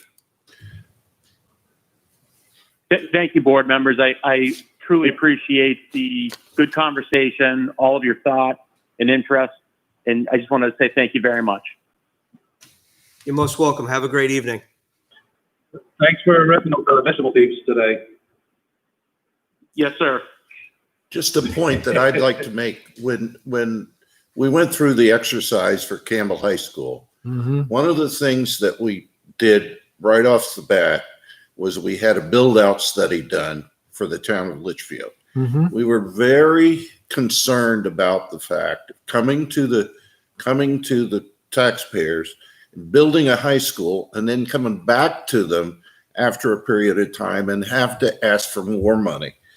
So what we did is we had a build-out study that was done, and they came up with the population in Litchfield if it was totally built out without a change in zoning. So in other words, farmland would remain farmland and so forth. But just with current zoning, we could have a total of approximately 13,000 people in Litchfield. So we built the core of Campbell, and this was designed 22 years ago, to accommodate the amount of students that 13,000 residents in Litchfield would have. And then we built the number of classrooms that would suffice for the people that were projected in the very near term. So that exercise at the time, we were just kind of had our fingers crossed, but that has worked out real well. We haven't had to add on to Campbell. It served our needs, and we could still add on and add significant students simply by adding more classrooms. So I would hope that whatever building we do here in town, we do that sort of homework, which I'm sure we have. But if we're going to build a police station, we need to build it so that we can accommodate future growth in the town and the department. And as a CIP, we fully agree. We have the NRPC with us. so the National Regional Planning Commission. And within that, we've had the discussions about where is Litchfield going based on population numbers they're seeing, the amount of families moving in. So that has been part of all the conversations. Have they done another build-out study, or do you know? They've been doing growth projections, and they bring it in. So when the planning board does their master plan, part of those growths go back into the master plan. I believe the master plan was done last year. Well, they're updating certain sections, Sections so of it's it. ongoing. Yeah. We haven't done the whole Do you thing. know if they updated the total population that Litchfield could have? I'm just curious. No, I do not, but I know the number that you just used in older plans. I've seen that number around, so. That's true. We're at about 8,300 right now, and I saw a build out, again, an older document at around 13,000. Yeah. So we'll bring it up to the Regional Planning Commission because that's the kind of work that they do. And that's what you need for the police right now, to build out. Well, they also need it, the school also needs it for their conceptual of what they're going to do with a new elementary. So that data I know has been talked about. So let me see if we can grab it and send it out to the whole entire board. Is it public information? In the early 90s, the school population was growing somewhere in the neighborhood of 5 to 7% per year. It was amazing. And of course, that was when the middle school came on board, and then we came on board with Campbell. But I mean, it was a devil of a time keeping up with it. And you had to put an addition onto the middle school too after that. Yes. Okay. Next item is the grant acceptance. We have 3 items under this. We have the Gopher COVID-19 expenses of $10,416.15. Can you put that towards the police? We have the Gopher First Responder Hazard Pay of $26,514.34. And we have the Gopher First Responder Hazard Pay of $36,042.80. Mr. Brown. Okay, just place this on the agenda for formal acceptance. Of the grants? As you know, as we just stated, these are a combination of funds that are COVID-related expenses to date. And obviously the firefighter hazard pay and the police officer hazard pay was coming from, a different pot of money, but still through the Gopher funding. So, but those are, Karen White had pulled together all this information, working with our department heads, and submitted the information, and we have received these checks. So again, the formality of accepting these funds, and we'll be accounting for them in the operating budget. Okay, perfect. Again, Gentlemen, do we have any questions before we accept the funds? Have we paid our employees? so that the hazard pay for the non-emergency employees has not been paid yet. I'm still waiting. I think at this point in time, I'm going to wait until we submit our 3rd round of requests, where we'll request the money for our police officers and firefighters, the amount that we believe we know, will be reimbursable 100%. So What is the timing on that? Submitting the 3rd request? it'll be the next deadline, which is September the 15th. Yeah, it would be the safest thing after talking to some other folks. It's the safest way to proceed. Okay. So you want to make sure that you have the money in hand before Yes. you release those funds. Do you foresee any problems collecting the money for the other ones? No, what I decided to do is I have the authorization from the board at this point in time. I want to submit the remaining funds that we believe will be reimbursed, and it will be primarily the police and fire hazard, their straight time pay. So we'll submit that, and when we receive that check, that will allow us then to issue the hazard pay for the non-emergency employees. Karen, thus far, everything the we risk- submitted has been paid. No. We're still going back and forth on our last submittal, and that's On the last why one? our hesitation. So I knew up to that point, everything had gone through, and you had said that they questioned just a couple of overtime or something like Yeah, that. but now FEMA had accepted it and sent it off to then their superiors, who now came back with another question today of, I think it was the fire department's training, and that's from my first one. Hmm. And she told me originally that it was all set. I've sent in my second one and haven't heard anything. And I've sent in my second gopher, and they're coming back with all kinds of questions. So your first run around, especially with gopher, seemed to go pretty smooth, but now they're coming back with all kinds of questions on stuff. Okay, thank you. And, one of the questions is questioning the straight time that we were submitting for some of the Fire work department done by training. fire and other staff. So I just think it's just safe to proceed with that last transaction once we have cash in hand. Okay. Because it's a significant amount. I gotta ask the question. We paying hazard pay to the fire for training? No, there was a grant for hazard pay for the police and fire that you guys accepted for us to pay them, and then we were reimbursed for all of that money. And that's gone by. Oh, yeah, we paid So they're them still getting 39 paid weeks. hazard pay. No, they only got it for, what was it, 8 calls. weeks and 2 days or something. It was a crazy number. It was Yeah. like That was 8 weeks, Yeah. 2 that was days. It went through the end of June, so we paid them weekly for that.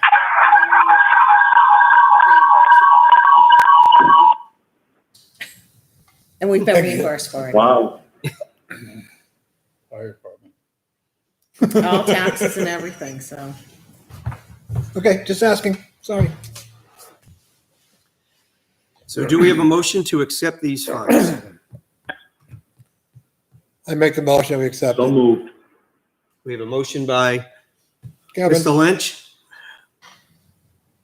Do we have a second? Second. Second by Mr. Larry. Any further discussion? All those in favor, Mr. Larry, Aye. Mr. LaSalle's, Aye. Mr. Lynch, aye. Mr. Pinciero, Aye. and I am also an aye. Motion carries 500. So how many of us know what GOFR stands for? So long, I forget, what does it got? I had two- Governor's Office of Emergency Relief and Recovery. Thank you for that. Thank you. That helps. So now we're going to get into our budget review. The first budget we will be looking at this evening will be the town meeting, which is 4130.30. Mr. Brown. So just to let you know, this is an early start to the process. And as every week we continue to work with departments and working on all of their budgets. So we'll be going through budgets this evening that we're ready for presentation about 95%. Some things that we do not know, it's early in August, and we will not know until later in the year. Things like insurances, the workers' comp, the health insurance, the dental, some of the membership fees, that information is not available. So a lot of information, it's very common that it comes in October, early November. So just be aware of that. I know some of you have been through the budget process and you're aware of it. Some are new. So also one of the common themes that caught me off guard, Karen continued to remind me, is that when you look at the 2020 approved budget, any salary lines, last year, 2020 or this year, we were budgeting 53 pay periods. So this year, 2021, we go back to the traditional 52. But in addition to that, remember we have our performance review increases, which happen on July 1st. So we have union and non-union wage increases that happen, that you'll see those increases throughout the budget. I've been working with department heads, doing our best to do the zero-based budgeting as the board had requested. And we have found that in some cases that we're able to do that. And other cases, and you'll see as we go through the budget, it's not really possible to do the zero base just because of so many different moving parts and unknowns. So we took the approach that we would do the 3-year average of actual expenditures on those line items. And then, you'll find that some of them we just really have to do based on our experience, knowledge, We can't really rely on 3-year average, and we can't rely on the zero base. So, but overall, you'll see, I think you're going to be very pleased with some of the line items where we've gone through, and you'll see $100 reduction here or 500 here, and that's because we really took a long, hard look at these line items. Did this come in Braille too? So could you share your screen for those that might be watching? So we can see the line items as we go? Yeah, I don't know why it stopped sharing. Russ is going to see what's. Russell, take care of you. Steve, just for your information, when I go to hit it, it says no, I can't accept it. Yeah. Troy doesn't Troy give. has to give us permission to look at it. You should have permission. We can't see it. No? I understand. Share content. Thank you. You're It's just not displaying what we published. have hard copy here, Troy? Yeah, so you have a hard copy. And Can I you know read the that, font, it's hard. Hmm? It's hard to see. I know the font's Can you small. read that font? Oh, yeah. Oh, good, Rich. You need a hand share. We're gonna review the It's whole going up now. budget or It's what going. part of it? Just part of it tonight, Jack. Just certain ones. All right, so the first one, I think, I tried to, we'll be jumping around, but I lined up the agenda this evening so that we could address department heads that, try to get them in, get them out. Yes. And then Karen and I will stay to do the remainder of the budget. So town meeting, I know Terry is here, and I'm not sure. Terry, do you want to go through it? Do you want me to go through it? And then you can assist me with any questions, or the board with any questions. Yeah, Troy, if you want to go through it and I'm here if they have any questions, Okay. that's fine with me. So town meeting, you need to understand, you'll see a bottom line reduction of $11,229. So that's directly related to the fact that in 2020, I think we had 3 or 4 elections in 2020. In 2021, we'll have deliberative session and March voting day. We also, so really that's what reduces your cost, and you'll see that reduction pretty much throughout almost every line item. And we also, for election supplies and equipment, which we've been carrying about $3,000 a year we've been updating our booths, and even at the year end, if we had some money left over, we would come to the board and get authorization to purchase more booths. We've done a good job at updating all the booths. So we're still carrying just an extra $1,000 this year. So there's a reduction there of $2,000. And that $1,000 is, again, it could be for a table. It could be for these boards that we use to display public notices throughout the voting area. It's just unforeseen equipment, office equipment, and visual equipment, or voting booths, chairs, tables that we may need.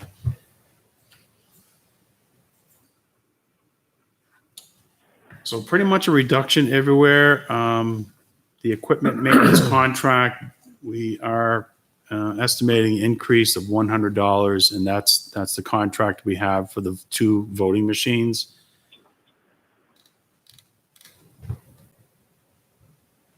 Oh, I forgot you can see that too. So ballot, if you want, I don't know if anyone has any questions or. How many elections next year? So we'll have one election and deliberative session. Yeah. Whole lot less than this year. Yeah. Troy, can you publish the document for me, please? Publish it. Yeah, You can't see it? it says it's not published. Can't see the bottom of that graph where the totals are. Oh, there you go. Can you share the budget with each select? I haven't got any yet. Based on that, Troy, we're looking at a reduction of $11,229. Right, so we're proposing $9,265, which is a reduction of $11,229 over the 2020 budget. What basically puts us back in line with 2018 when we had the pretty close. when we only had the one deliberative or one election. Correct. So 2018 would be a comparable year. And that would be the Correct. first column, which is 9,535, I believe. Yep. The actual expense in 2019. So $9,535 was actual expense in 2019. We're proposing $9,265 for 2021.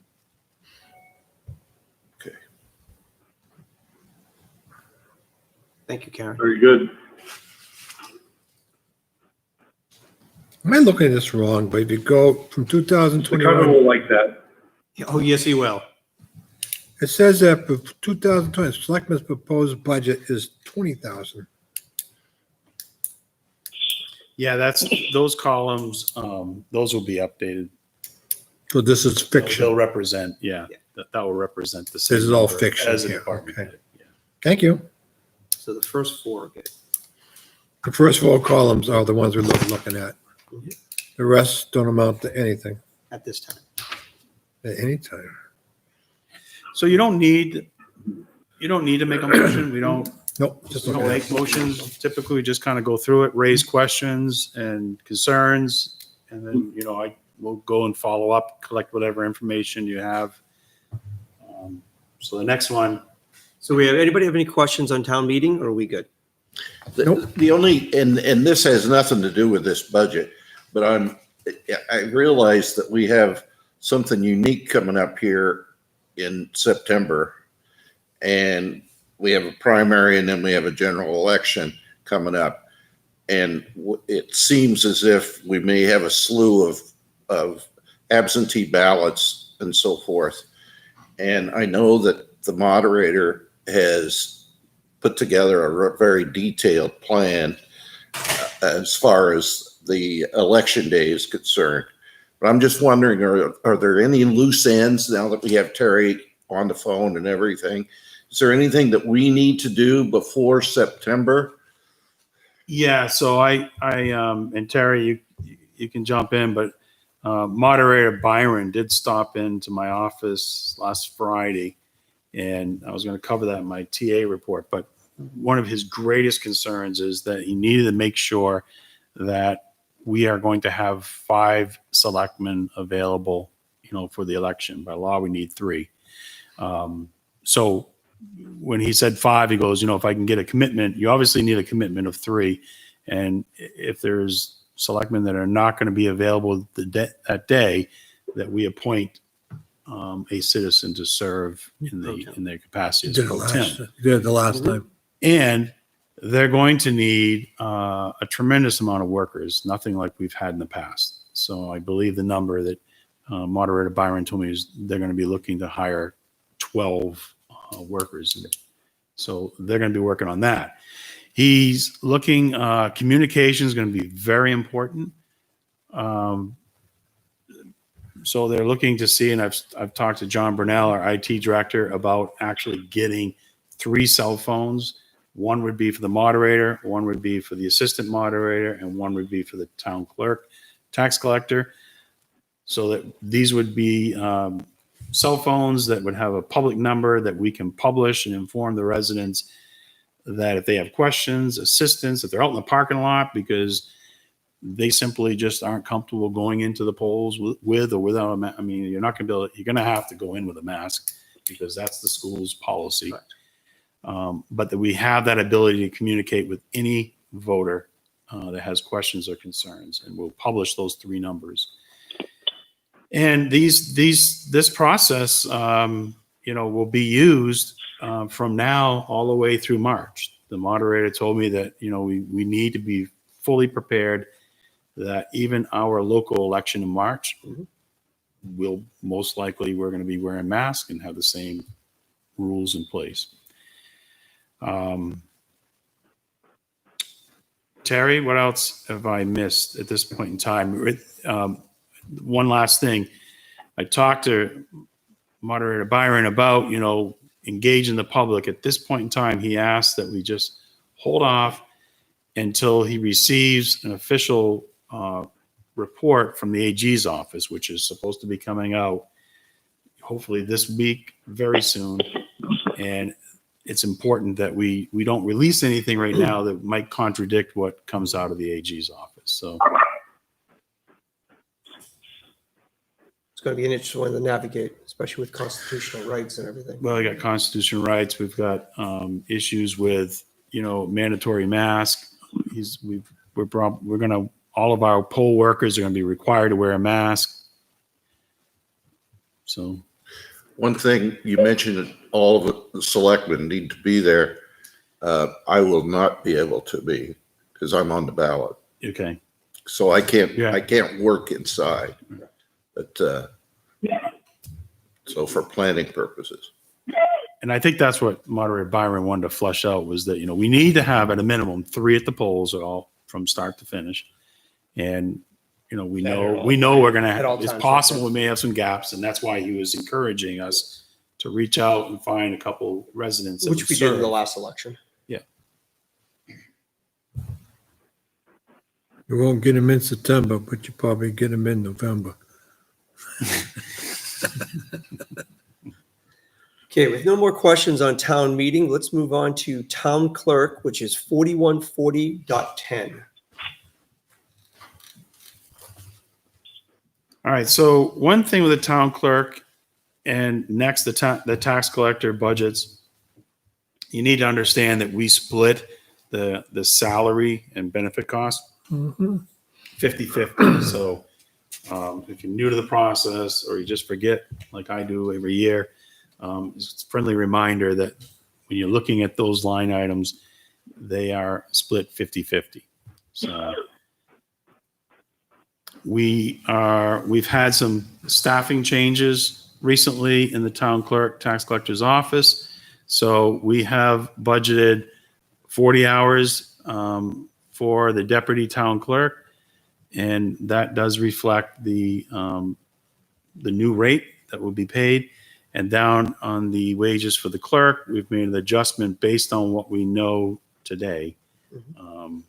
So those, we will be talking about that later today. But you see that we have an increase in the deputy town clerk at $515, the wages for the clerk at $8,724, and the town clerk $229. The other item that has everything else has remained flat, but again, health insurance, dental insurance, those numbers are not known at this point in time. And I don't know if we've received our licensing, the Avatar license fee yet. So we've left that flat. Printer cartridges for the town clerk's office.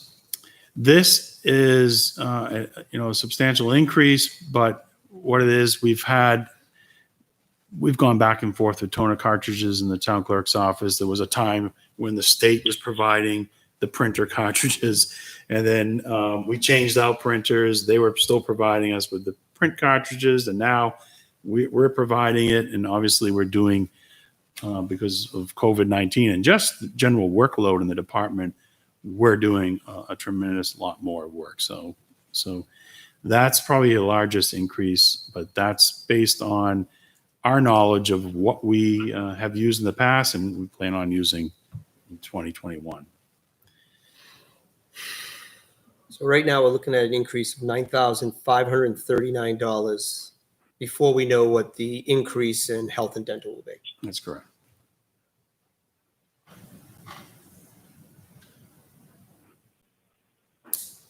Any questions?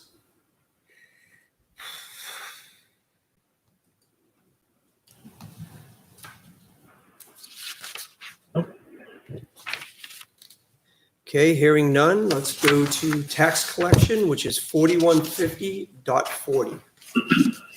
And so the bottom line here is we have an increase of $8,058. The salaries, again, because they're split 50-50, they're the identical increases to the town clerk that we just reviewed. And again, our health insurance and dental insurance has not, we're not been made aware of those rates yet. So The biggest reduction here is going to be in the tax collector.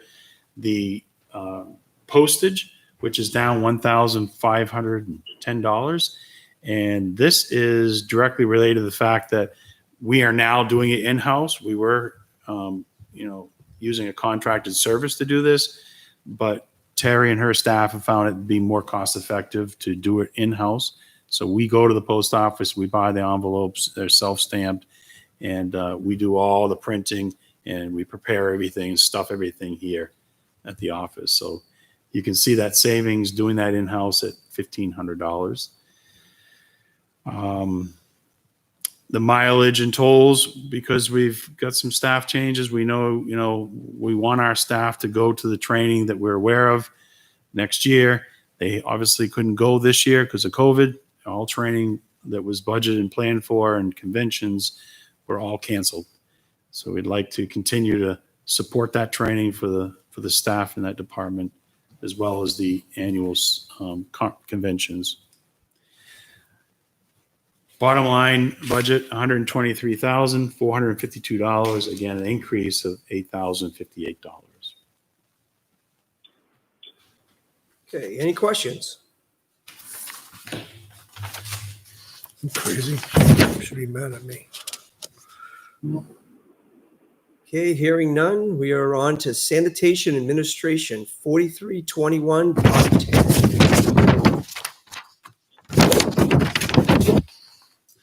This is a follow-up to the flushing discussion we had earlier. I ain't seen.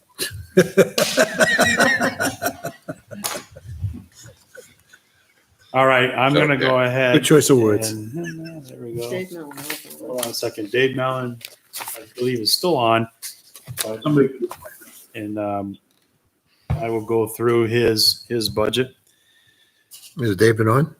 But Dave is there, right, Dave? I'm here. Okay. Good evening, Dave. All right. It wasn't me. So in our One strike. Yeah, that was a low blow. Hi, Bob, too. okay, so you can see in You ain't getting our, nothing past. the facilities manager's salary line, there's an increase there, $7,300.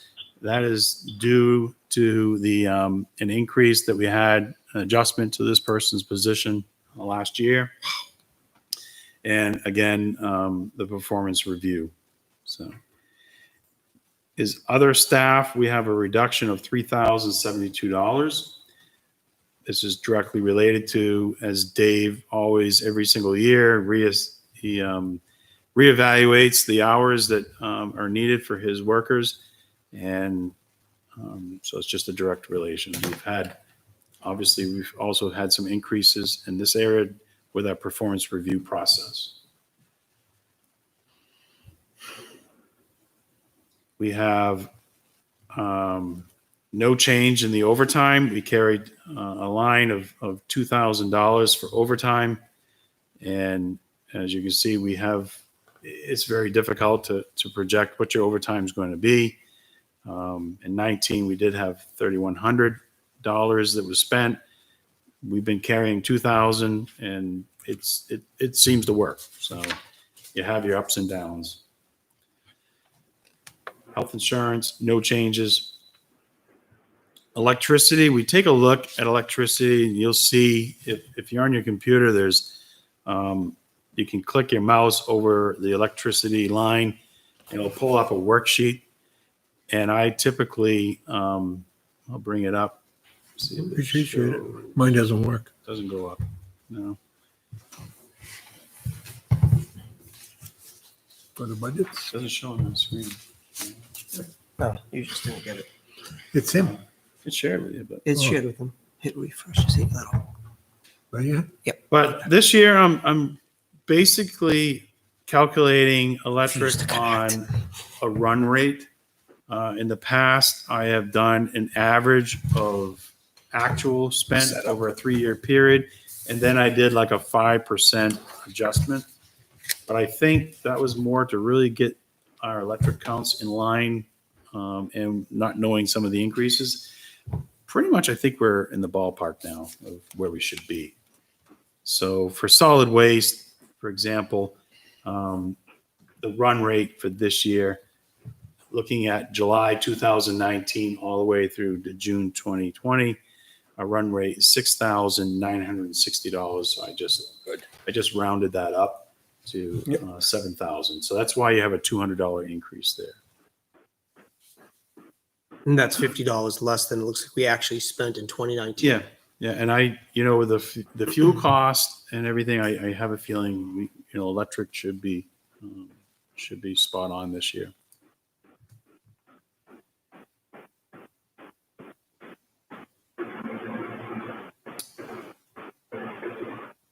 The building repair, this is a line item, so you can see we know that we're going to do the 6 treatments for our pest control. We have for mice and insects and ants. Obviously, a facility like this, you need to have an aggressive pest control treatment program. We have the annual testing of our fire extinguishers and the septic tank cleaning, pumping, and just general building repairs. So there's no change in that line item. The dues, there are no change. Supplies, general supplies, one of those areas there's difficult, or supplies are different every single year. So we did a 3-year average and just came out with $1,150. So there's a reduction there of $50. I'd like to add something to that line item. Have a hot trap. Recently, they didn't have one up there, and the skunk got closed in the bathroom. Okay, so he called around looking for a trap. Thought it'd be nice if he had one. The police department's got a bunch of them. And they probably do in the dog kennel. Officer's got. I didn't see any of that. That's why I Years, I asked. remember buying 2 or 3 of them every other year. Well, we know where to get one now. Yeah. Guess this is boring stuff. You're gonna laugh. I know. The next line item is equipment repair and maintenance. So Dave is very big on his annual preventative maintenance. So he has his compactors and balers.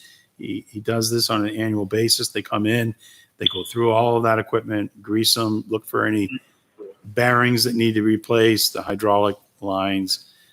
Same with the overhead doors. The skid steer right now is still under warranty. So a lot of this maintenance, is actually just set. It's the manufacturer's recommended maintenance that we're paying. Most of the parts or anything right now that are replaced are all covered 100% by the warranty. And of course, then we carry an allowance for repairs. So you have the preventative maintenance, which is just coming in, doing the annual greasing and check, and any repair work, parts, materials is covered by the $2,500. We've decreased that a little bit because the biggest cost item is that skid steer, and knowing that it's brand, it's 2 years old now, we felt comfortable reducing the line by $450. The diesel fuel, we've decreased that $475, just based on, again, the actual uses. We projecting that we use 533 gallons, and diesel fuel, I know it's down right now, but we've consistently been using $2.75 as a cost per gallon, and it helps protect us when we do have a spike in the fuel charges. And even though fuel is down today, things can happen 6 months, 8 months from now, and we can see a spike. So that number is, I feel it's a good tool to use, a good number for budgeting purposes. So the 275 Is is, used throughout the budget. so for the highway department, for instance, they're a major user of diesel fuel. Yeah. And so this price, I assume we buy in bulk. And that price, that 275, are we able to get any special deal or anything? Well, we have a commercial account is based on our volume. Okay. That's what the pricing's based on. And so, yeah, I mean, but again, we have small tanks. So you pay a little bit more because of the frequency of the delivery. We don't have, a large. Do we have other major users of diesel fuel? So it would be the highway department, the solid waste is the skid steer, and then the fire department. They all fuel at the And then the school, they, I think right now they stopped. They were using our fuel for a while, but then they went, because their usage was so minimal, they ended up going down to West Road and just using the pump there. Okay, thank you. But what you'll see is what we try to do is calculate the gallons that we anticipate using, and then just to be consistent, we carry 275 per gallon, which can sometimes be discussed for hours what that number is really going to be. We have an election coming up too this Have year. they seen an increase in the costs of demolition? I have a reason why I'm bringing that up. He has. So, and again, so demolition and solid waste, there's a couple of things that happen here that we're now on account number 693. Our hauling cost it increases 3%, and I believe the tonnage cost increases 3% with the contract that we have.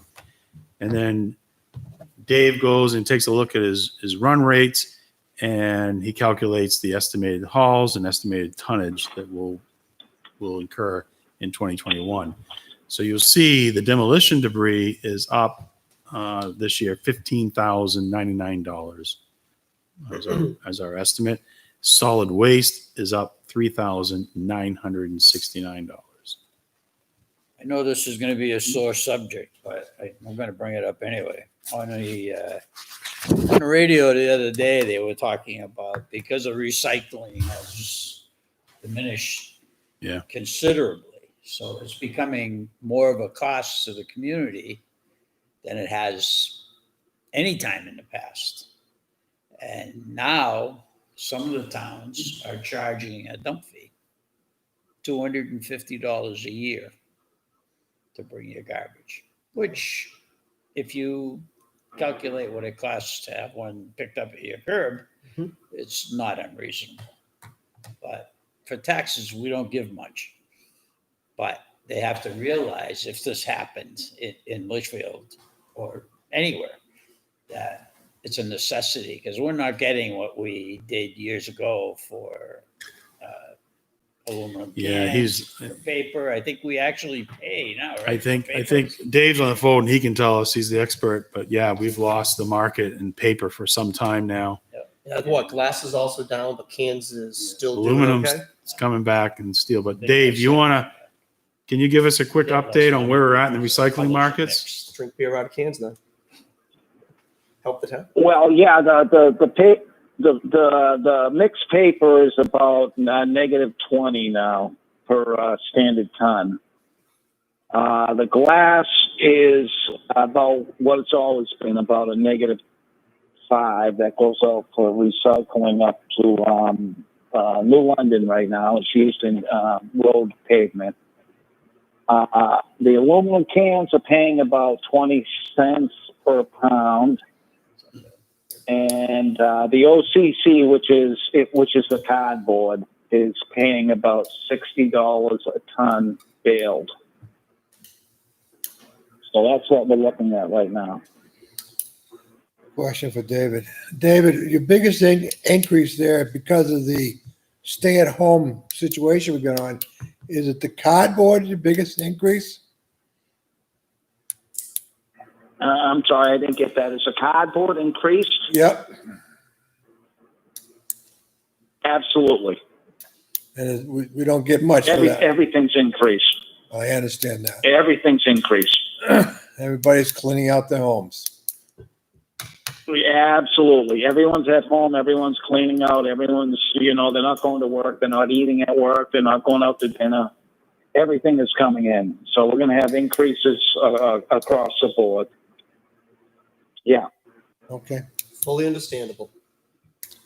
part of life. So that brings really down to the bottom line budget here to run our solid waste department, $451,600. That's an increase over last year's approved budget of $22,305. Any questions?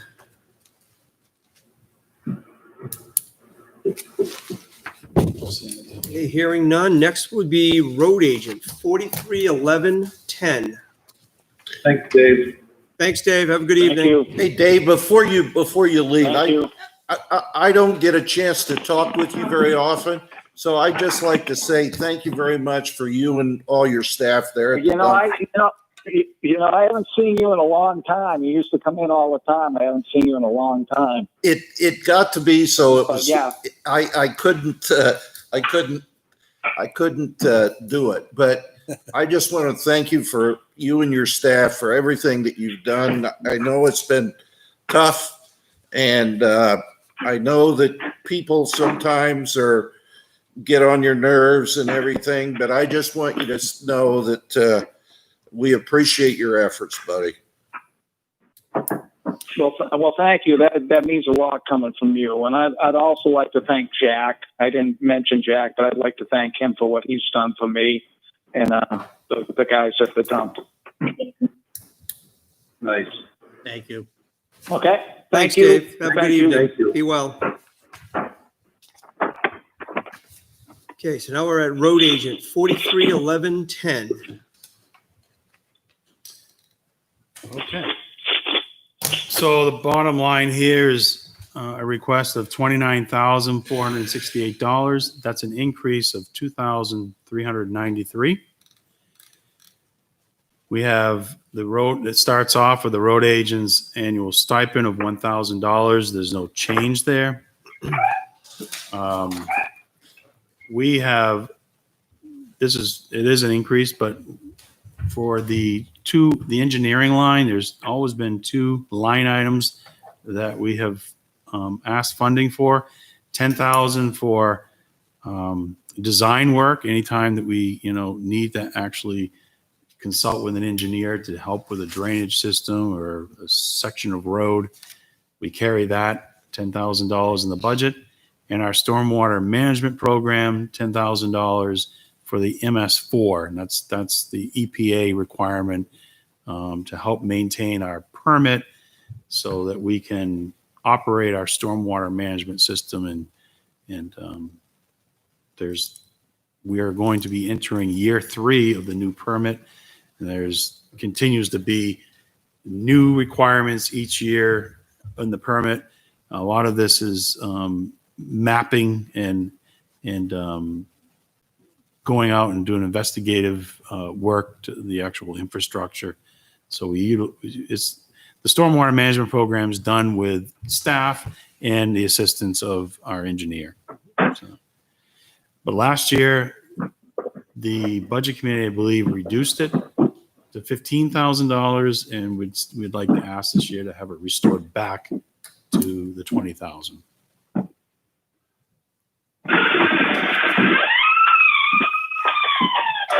Electricity is down $450. And again, that's just going through our exercises of looking at actual expense and run rates.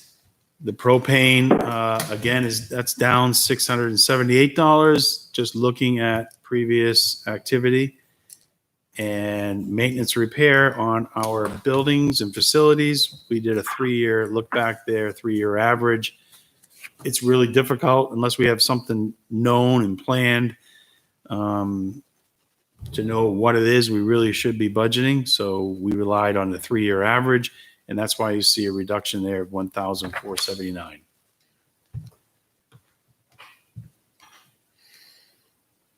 The line item for construction design and consultation, Yes. it went from 5 to 10. So yes. So we're trying to restore it. It's always been at $10,000, I believe. We're trying to get it back to 10. This You is the line that will give us the ability when we have complaints from residents about a certain section of street, or we really need to do some design work so that we can figure out how to restore a certain section of road. We have one road that some work's been done on. Kevin, you're there. What's the name of that hill? Robin's Hill. Robin. Robin, yeah. And Sorry, I don't know if you can hear me or not. We can. Oh, great. Excellent. Yeah, Robin is our problem child. and there's been work that's been done on it, but we still haven't got it to a point where we've got it ready to go out to full bid. But that's going to be a pretty expensive project. Is that Robin with a Y? Yeah. It's the one right before the Litchfield garage. The concern with it, obviously, if you drive the road right now, you'll see that there's areas that's under stress. But the greatest concern is the drainage system underneath that road. A lot of water goes underneath that road to the system. It's aluminum. Yeah, I don't think The there's pipe much was left to the pipes. Aluminum back there. They only have a life expectancy of 25 years, 30 years. You put salt to it, doesn't help. They just don't last very long. When was that built? When was that road built? Oh, God. I'm going to have to go back. Mid-70s? Early 70s? Mid-70s. Because they went up to Civil Lane and stuff like that.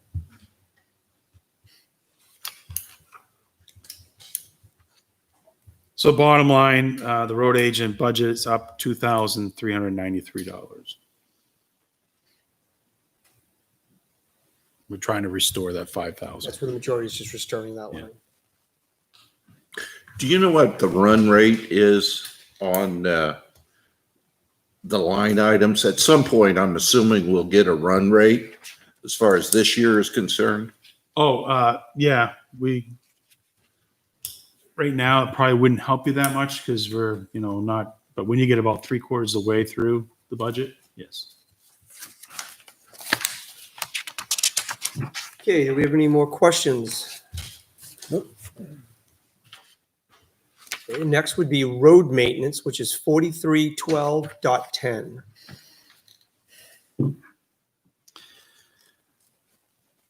Okay, so this one's a little deceiving. What you see is a request for $743,127. That's a decrease of $60,212. And primarily that's driven by the highway block grant. Two things going on with the highway block grant. One, in 2020, we had that one-time financial aid that was given to the town, and we put that into this line item. The amount was $68,205. That was a one-time grant, and we were told by DRA to put it into this budget, gross appropriate it, and offset it with a revenue. So you have the loss, a direct loss of $68,205 of state aid. And then based on information that we've recently received, we think that the best estimate I can do is that the highway block grant is going to be about $180,000 next year. So last year we had budgeted 209, call it 210. And these are estimates. When we set our tax rate, we'll know a little bit better of what this year's block grant will be. It looks like it's going to come in close to the 210 that we budgeted, only maybe $5,000 less. But definitely there'll be a decrease in 2021. And that's tied to the gas tax. Yeah, it's going to be directly COVID related, just the less less people travel and everything that went on. And you got to budget conservatively here because if I budget 200,000, we don't receive 200,000. That's got to be made up somewhere. Yeah, you did the right thing. Especially if you get 10% lower. Yeah. And no one's gas tax, no one's moving around right now. While we're on the road budget, are we going to bid on the fire station and the town hall? We did not go to bid when it So, previously. yes, so Kevin Brown and I have discussed, and we wanted to throw it out there that we'd like to go out to bid for plowing the town office, the police station, fire station, because that did not go out to bid last year. And we also would like to, because it has not been bid, include the sidewalk as part of that. What And about put that out and see what, would come back. the old town hall, the No, we firehouse? would still do the old town hall, but it would be the fire station, police station, town hall, Okay. and the sidewalk. Do we pay for the salt, or is that included in the Yes. price? We pay for. We do the salt, Kevin? Yes, we pay for the salt. Who spreads the salt? The contractor. Contractor. So I'm a little bit confused. So when you say you're putting it out to bid, so currently the road agent takes care of this or not? So we would, I would work with Kevin, and typically what would happen is we would come to the board, ask your permission to go ahead and put it out to bid. And then we bring those results back to the board for acceptance. Okay, but who currently, this past winter, who plowed this? So what happened was we did not put it out to bid. We talked to the board and we did a sole source with a contractor that was under contract with the school department. Okay, So we approached that person. It was late in the year. We approached that person knowing that at least they were selected to work for the Okay. school through a competitive process, but we basically sole sourced it. so when you say putting it out to bid, basically you're doing your due diligence as far as, Put an ad in the paper and making sure the general public knows and, Following the purchasing and, policy. and yeah. You could also add this to the, like the school guys, if they go out to bid. You can add that into the site too with their bid. So they may want it, and you do it like that as well. Their contract may still be in place because they may have bid it for 3 years. what was the old British comedy show that had that door? I know. I was gonna say that. I feel like I should be speaking with an accent. There's many ways of getting it out to bid. Is that Robert Eddie's camp here that's doing? Oh, it's sitting right there. He hasn't moved. It's not Bobby. Whoever this needs a can of WD-40. Sounds like my stomach growling. So there's a couple areas here that I want to point out to the board. You don't need to make decisions tonight. But I want to bring it to your attention because there's a large increase. So under the vehicle maintenance and repair, we took a look. Again, nobody really knows what we're going to be, what vehicle maintenance and repair costs will be. So we turned to a 3-year average, and that 3-year average turned out to be $53,600. If we budget that 3-year average, that would be an increase to that line of $20,600. Mm-hmm. But it puts it back in line with 2019. We had, we had some significant repairs to a couple of the vehicles, but with that being said, I know that we've brought on the new heavy-duty medium truck, but we still have some older, and we have the new Freightliner, but we still have some older vehicles, and you never know what can happen. Were they used last year?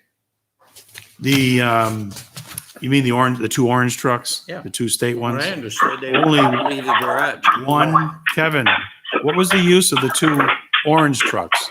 Yeah, they were used last year, yes. But it's not just those that, could. Was that an answer? Yes? Well, or no. He said yes, they were used. Oh, they were? Okay. So you're going to need some money to keep those on the road. You got that right. And then we have, this looks like an increase, but we don't have our salt price yet. That will come through as a state bid price. But I've always, based on my, research of tonnage that we use, I really think that 1,800 tons a year is a good solid number to use for the town. And whatever the price of salt per ton turns out to be state bid price that's what we use. So I've always tried to maintain that 1,800 times what the state bid price is per ton. But going through the budget process, a lot of times the budget committee will take a look at this line and just do a reduction. So it makes it look like there's a $5,000 increase, which there is. But I'm, Kevin and I are comfortable thinking that we should plan on using 1,800 tons and whatever the cost is per ton. Because in 2019, don't know that we cost used yet. a lot. Yes. And there's no way of, Yeah. 1,800 is a good solid number, I think, It doesn't. but it's going to go up and down. I think you're going to get the good years, 90 you have bad degree years. weather this winter, You so have we no know that idea you. what you're going to need. No, And you if you don't. look between 2013 and 2019, almost every year it was around 1,800. Yeah. And then in 2019, it jumped. As the almost roads, 1,200. we had roads that were added in the last few years, and we haven't really increased. We didn't increase the salt, from what I understand. Because that other one off the page is coming online this year. That's right. That's got to be plowed too. Yeah. Maybe. All right. And then I'm sorry, I jumped around here and missed one. So I'm going to go back up to line items 578 and 577. Catch basins. These are your catch basins. So we have a line item for cleaning our catch basins. And we would like, under our stormwater management program, they're looking at having all your catch basins cleaned at least once every other year. It used to be under the old permit, it was once every 3 years, but now it's once every other year. So not all the catch basins are in the regulated area, but we're right around 400 at $25 each. So that would be an increase of $1,000 for cleaning services. And the catch basin repairs, using an estimate of about $1,250 per catch basin. If we could budget 15 repairs, we could probably repair 25, 30 of them. But trying to keep it more in line with our budget the best we can, we'd like to plan on doing 15 repairs. That would be a total cost. It's an estimated cost of $18,750, or an increase of $8,750. So those are your big increases that we're asking the board to consider. $1,000 for the catch basin cleanouts, $8,750 for a catch basin. Basically, what happens with a catch basin repair most of the time is that you cut the pavement out around that steel grate. You excavate down, you repair the brickworks and the collars, make everything solid again, compact it, and bring it all back up. We've started using plastic collars that we put to protect the bricks from the salt, and then the steel grate goes back on, flush with the pavement. If you're driving around town, you'll see areas where those catch basins will, sunk in the ground, and that's due to most of the time it's the brickwork that's used that's deteriorated and started to collapse.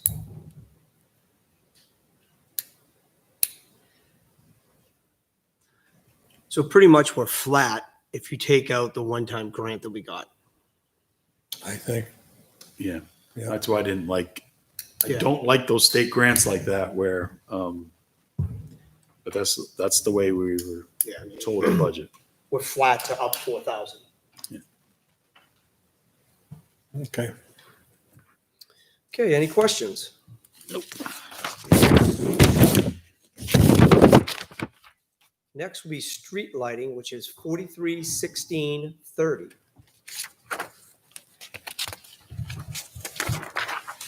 So looking at actuals and run rates and everything, looking at an increase of $450, a budget of $13,800. This has been a pretty steady, solid number that's been working for the town. Haven't changed in years. We just skip the next one. How many streetlights do we have in town now? Good question. I will That's a good trivia question. research that one. It's a good trivia question. You remember? At one time, it was single figures. We do. I have the ability to. Obviously, every one of our bills have the numbers. Oh, really? There's a lot. And what's really weird, it's too bad, but Yeah. Kevin knows this. There is 4 different utility divisions. They're all Eversource, but Yeah. 4 different bills that we get for streetlights. Not just one monthly bill from Eversource. It's 4 different bills. Correct.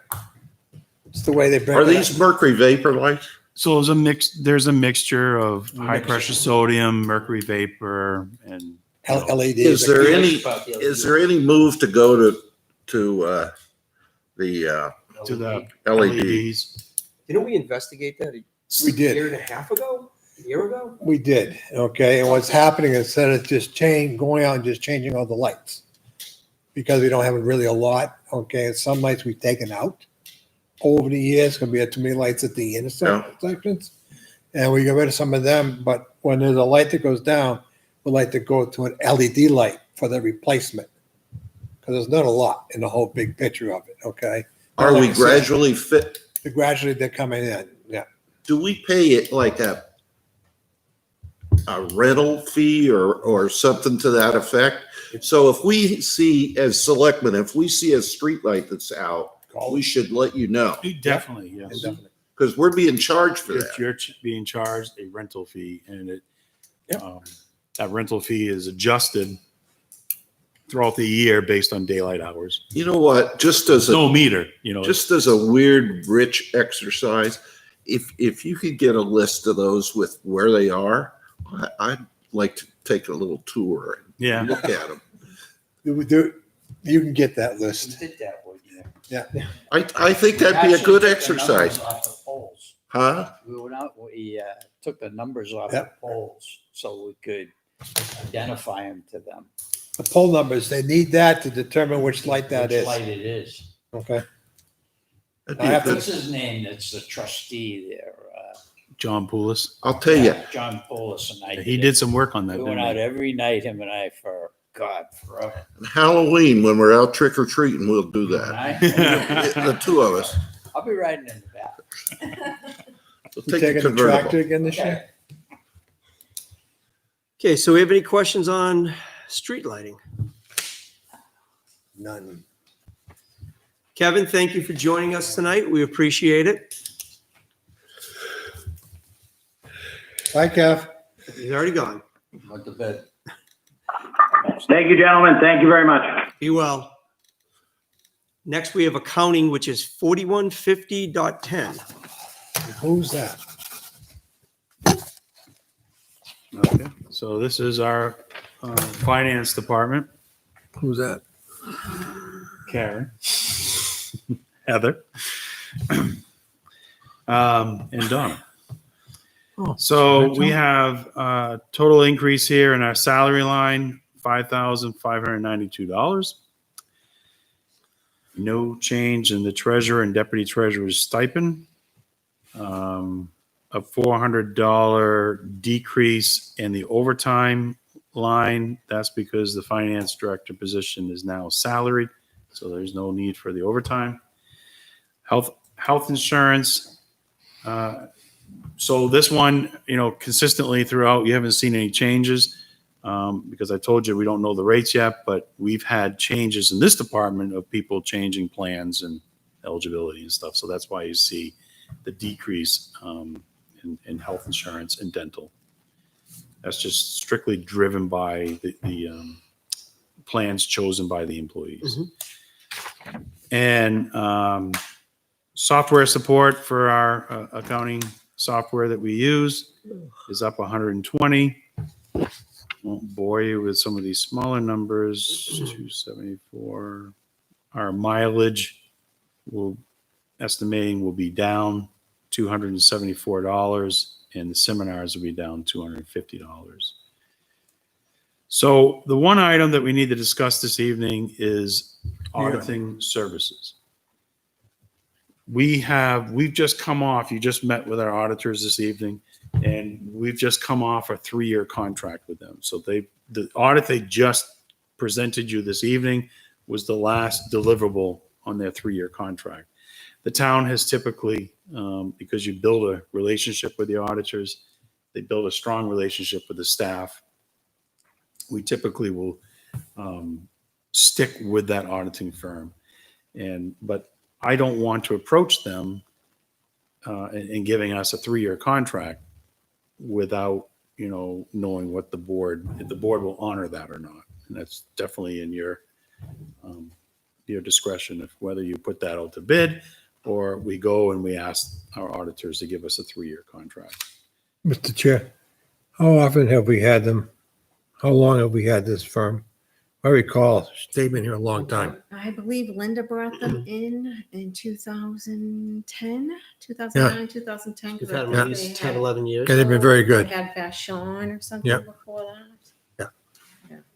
Karen, how do you find them? Oh, I love them. You love them? I mean, Erica's been wonderful. She used to be in the back room all the time. I can call her for anything and Yeah, you can. They don't. walk me through We it. use them throughout the year for guidance as well. Like Yeah. Karen said, when weird things come up, we check with them and say, hey, and they'll provide us with that guidance. There's no charge, but we have a great relationship with them. And, but one of the things you need to understand, and I'm glad that Erica discussed it this evening, that there's this new part of the audit that's required and part of the accounting standard board, and it's the OPED, which was the calculation of the retiree funds and the health insurance. So that this year, that was something new and it wasn't budgeted for. So that's why you see I've actually increased it, not knowing what their real contract will be for the next 3 years. I increased it $4,000 just because I know that there's that added cost to do that one part of the audit. Okay. Because we're small, auditors can do that for us. If we were large, we would have to go out to somebody totally different to do our OPEB for us. I know based off of the 3 audits that I've seen and the feedback here, I think I'd be comfortable letting them entertain discussing a 3-year contract with them. How do you guys feel? I have no problem with that. I don't have a problem with it. I don't either. I don't have a feeling one way or the other, I think relationships are good. But in the auditing department, sometimes it's good to bring somebody in new, just a fresh look at things. But I understand the value of relationships. Okay, well, Karen will reach out to them and get a proposal for 3 years, and we'll bring it back to you for consideration. Okay, thank you. Don't tell them what we're budgeting. Who is our treasurer? Deb Holdenkamp is our treasurer. Oh, okay. She's here every other day here. Yeah. She's here a lot. And the assistant Sharon Harding Reed. used to be the. They flipped. Yeah. Yeah. She was the treasurer, and then they both, Deb and her, agreed to flip. So 2 years ago? At least that? that. Or 2 years ago? yeah, That's an appointed position, or is that elected? Appointed. It's appointed? So do we have any more questions on accounting?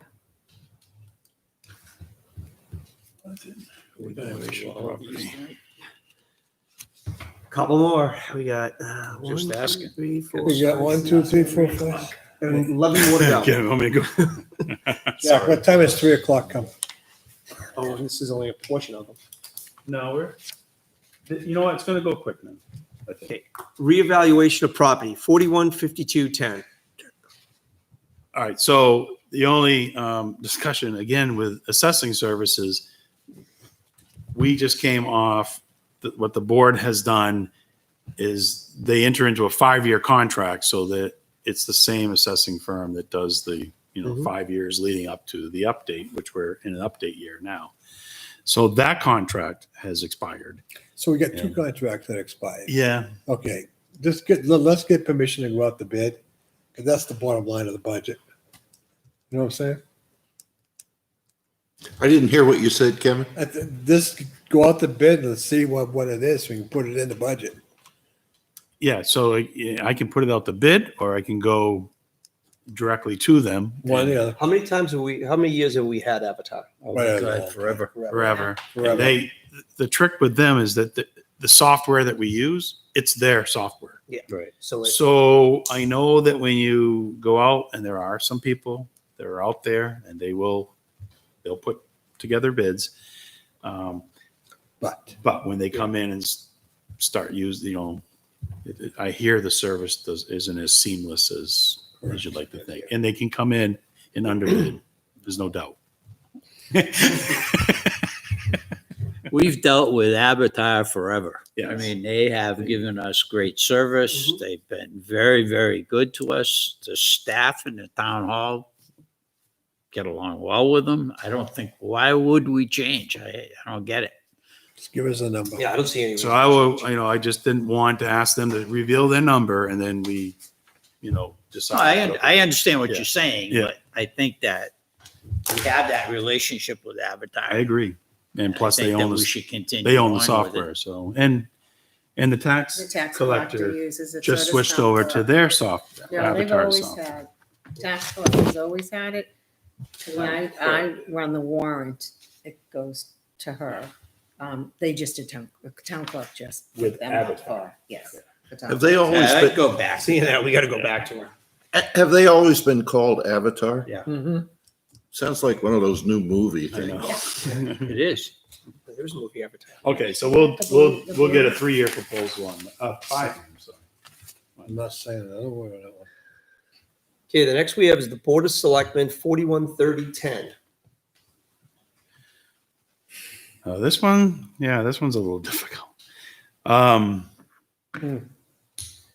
So we got the town administrator salary, which is contract, but that is an increase of $5,534 over last year.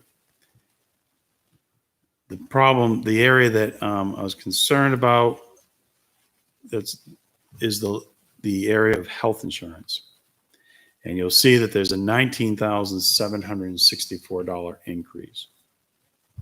So this goes back to sort of unfinished business that we have with the library trustees. And the previous board was in discussion with them, and we never did finish our work. There is a written agreement with the library trustees and the Board of Selectmen that basically states that if one of their employees changes the health insurance plan, that we would incur that increased cost until the next fiscal year when they can budget for it. So we've had, this year, we had an employee who did not take health insurance. They received health insurance through a spouse, and for whatever reason, that employee now is on the town's health insurance plan. And it wasn't budgeted for in the library. So in accordance with the agreement we have to take on that added expense. I don't know, the problem is that we don't carry a contingency for that scenario. And we had this scenario play out last year in 2019. It was short-lived, only 3 or 4 months, and then it went away. This year it occurred early, like around March, and it hasn't gone away. And so we're going to actually see a large over expenditure in this line this year in 2020. And what I'm trying to say is that we should at least start either addressing the agreement that we have with the library trustees, make it go away, or carry a contingency in this line. The reason it's there, in all fairness, is the library's budget's small, and when they have an employee change their health insurance election, with, either not taking it or taking it, obviously if they take it and it's not budgeted for, it's a large increase for the library. And the thought process with the old board was that we could probably absorb that cost easier than the library could. And I think that's why the agreement's there. What's the alternative? Well, one is that you just keep the agreement in place. Two is the Board of Selectmen say, well, we're no longer going to, you have your own budget, library trustees, and you need to budget the contingency for this. Are they considered their own entity? They are. They're under our tax ID, but they're their own, yeah. We have very little to say about what They, the they're run by their library trustees, and like Jack said, we don't have a lot of say, and they adopt their own personnel policies. Raise or dollar amount, we have Their policies, no say yeah. whatsoever. I'm just wondering if this could be handled in a contingency within the library trustees budget. I think that's what should be done. And Who do you discuss that with? I think With the trustees. Or I think the trustees, yeah. The trustees. And I think that when they're going to be in here at your next selectmen's meeting, going over their budget, and we could discuss it then. I think it's a good thing It's to do. good. Put it on the agenda. I don't think we should be paying it. No.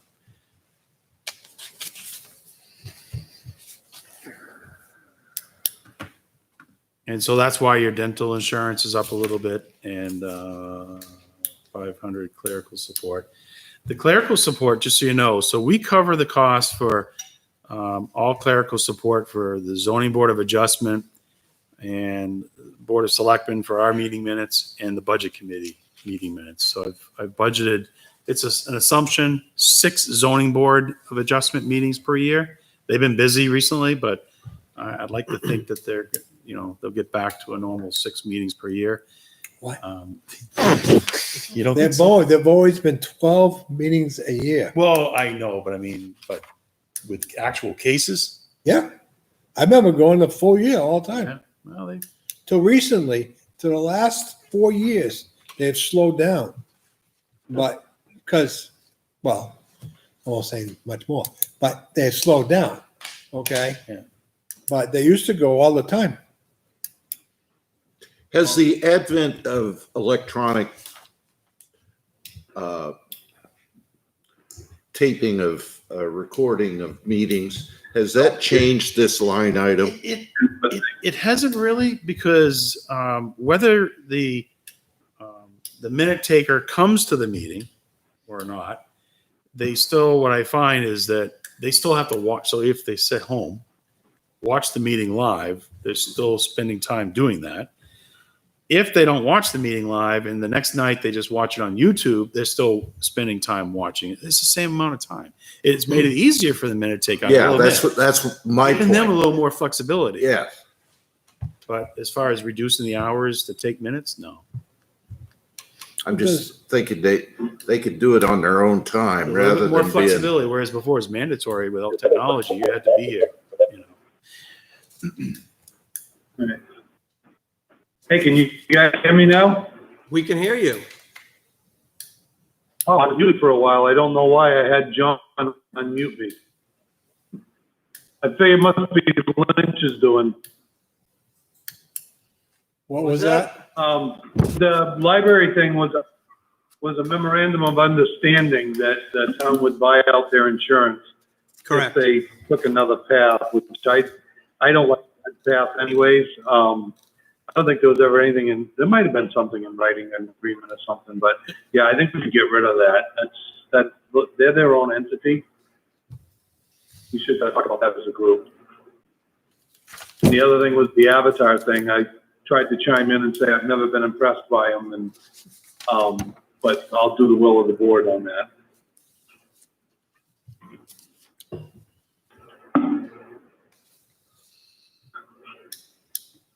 And now I'm probably going to get muted again, right? Do it, John. No, but your taxes might go up. That's fine. John's in the corner, isn't he? Okay, the next we have is legal expenses, 415310. Yeah. And so this is a tough one to budget for. So I know the budget committee has, they made a reduction last year. So what I did was I took a 3-year average, and that's where I came up with the $38,116. But it's just important to point out, last year we budgeted $45,000. We were requesting a larger amount, but it was reduced. So the 3-year average at $38,116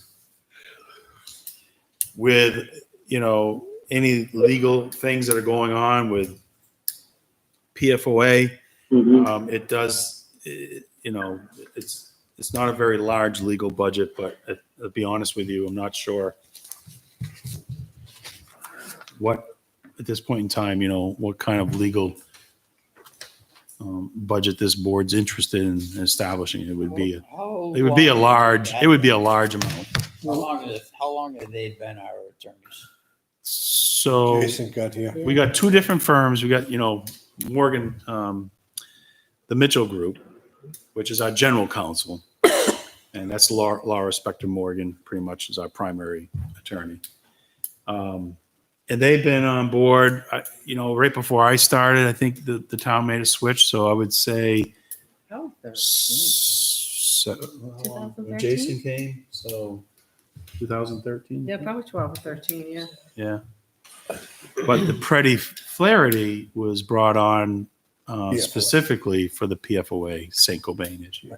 There's 2 attorneys, there's 2 law firms we're dealing with. The one that does the town council for governmental weekly stuff.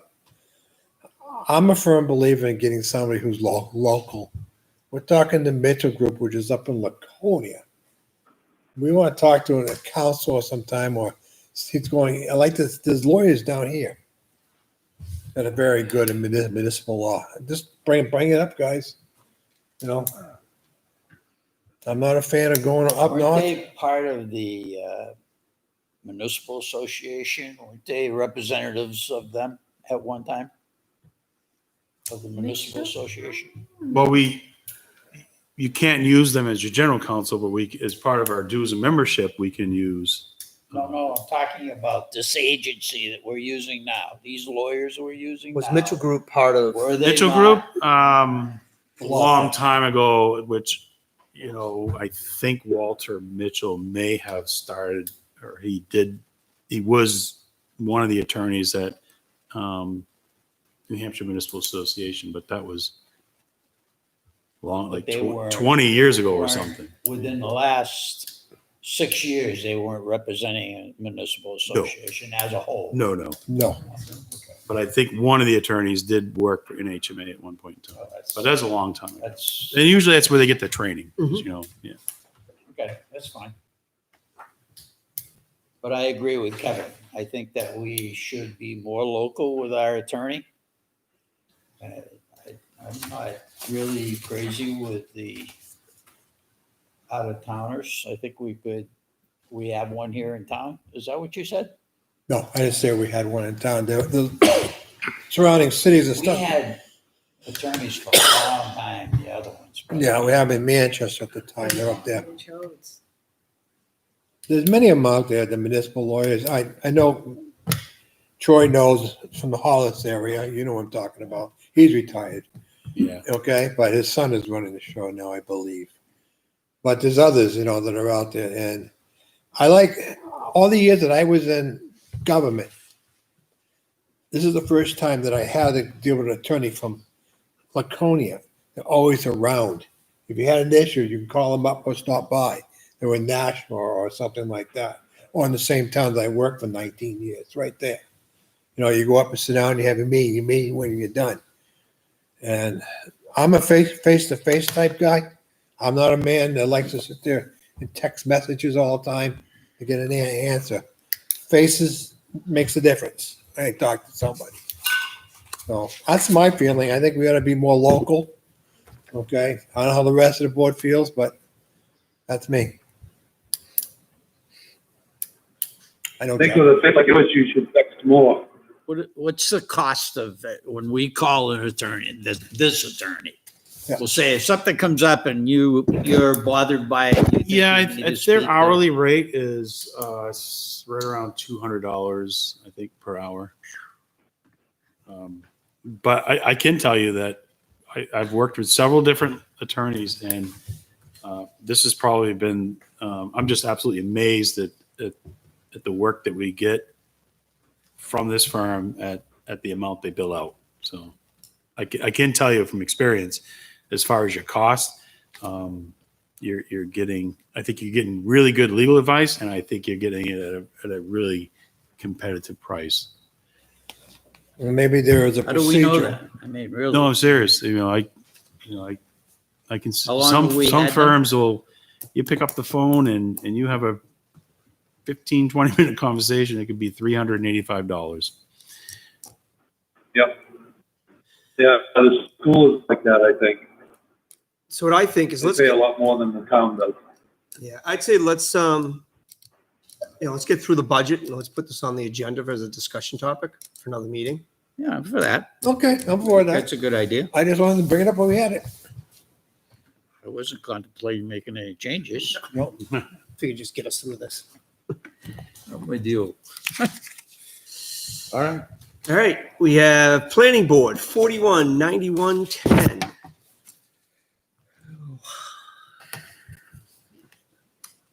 Nothing big here except for pretty much the same as last year. But one of the things is public. I talked to Joan today, and because we lost the Hudson Litchfield News, where we did all of our advertising, and it was always very affordable. So now we're using the Telegraph or the Union Leader, and the cost is just The Telegraph's it's closed. unbelievable. So we've increased our public hearing notices, the whole legal notices, to $1,500. Yep. And we hope that will cover it. That's an increase of $825. Wow. What's our legal requirement for public notices? So I talked to Joan about that today, and so all planning board meetings that have cases, they are required to put a legal notice in the statute. paper. Now, the applicants, they do pay a fee, and I think that's one of the things we probably should look at. But right now the fee is $100 for the applicant, so that's maybe not even covering the cost of the advertising. That covers our fee. But with that being said, whatever, we can't offset that. So we have to gross budget. And then the applicants, when they pay a fee, it comes in as a revenue. So we still would show the full cost of advertising and offset it with the revenue. Because the print is really like a dinosaur. I mean, the Telegraph isn't even putting out a print edition anymore. No. I'm just wondering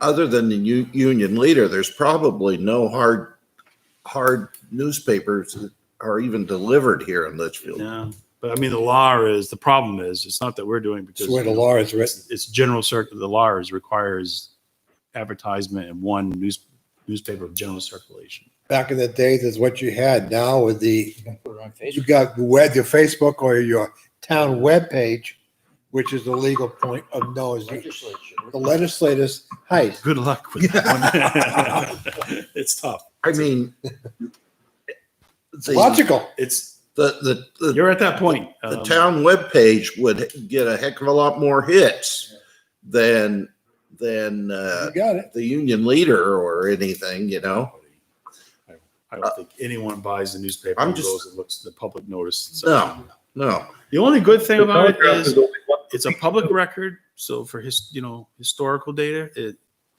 It's there. it's there, And which is good. and that you're right. That's a good point. But maybe that is something that needs to be looked at, because that truly is a dinosaur. There's legislative action because the way the law reads, it has to, and I remember distinctly, it has to be put in the local publication. Okay, that circulates through town. We did it in the Hudson Litchfield News for years. We used to do it in the Telegraph or the Manchester Union before they had that. So the numbers are, and now the print is going away per se. Well, you could make an argument that there is nothing printed that's in general circulation today. Right. Yep. Other than electronic media. Yep. You could say that electronic Union media. Leader is out 6 days a week. You can still get the Union Leader 6 days a week. Yes, we know. Telegraph is once a week. Thanks, Bob. So we still do have a paper. We just don't have the two papers. But how many people in Litchfield subscribe to Union Leader? No one. Pretty much anyone that reads a paper now. Turn on their computer in the morning with their coffee. Drive down the road and look at the mailboxes. I mean, the paper boxes beside the mailboxes. There's none. Yep. Yeah, it seems to be an antiquated system, and Times are changing. Even his computer's dying. of course, if we change the law, it might be the last nail in the coffin, you know? I remember when the Boston Globe was this thick on Sundays. Yep. And it was delivered twice a day. I don't remember that. I don't remember anything. Yep, morning and evening edition. Yep. You remember that, Bob? My whole childhood, that's how it was. I don't, we never got involved with it. Yep. Okay. Okay, next we have zoning board, 419130. Oh my God, it's a big one. So yeah, this is public notices, same discussion. We put this at $1,500 as well. So that's an increase of $700. Everything else is. I'm just going to add to you guys, they're supposed to meet once a month by law. Yeah. Okay. Okay, so you may want to increase that there. That line, and go back and tell them they should be meeting once a month or budget for it. And normally it's just one case. Don't get me wrong, okay? Unless somebody's got something really going on, but things have slowed down in the zoning world. So, but they're supposed to meet once a month. But I don't think they're required to meet if they don't have a case. No, if they do not have a case, they don't have to meet.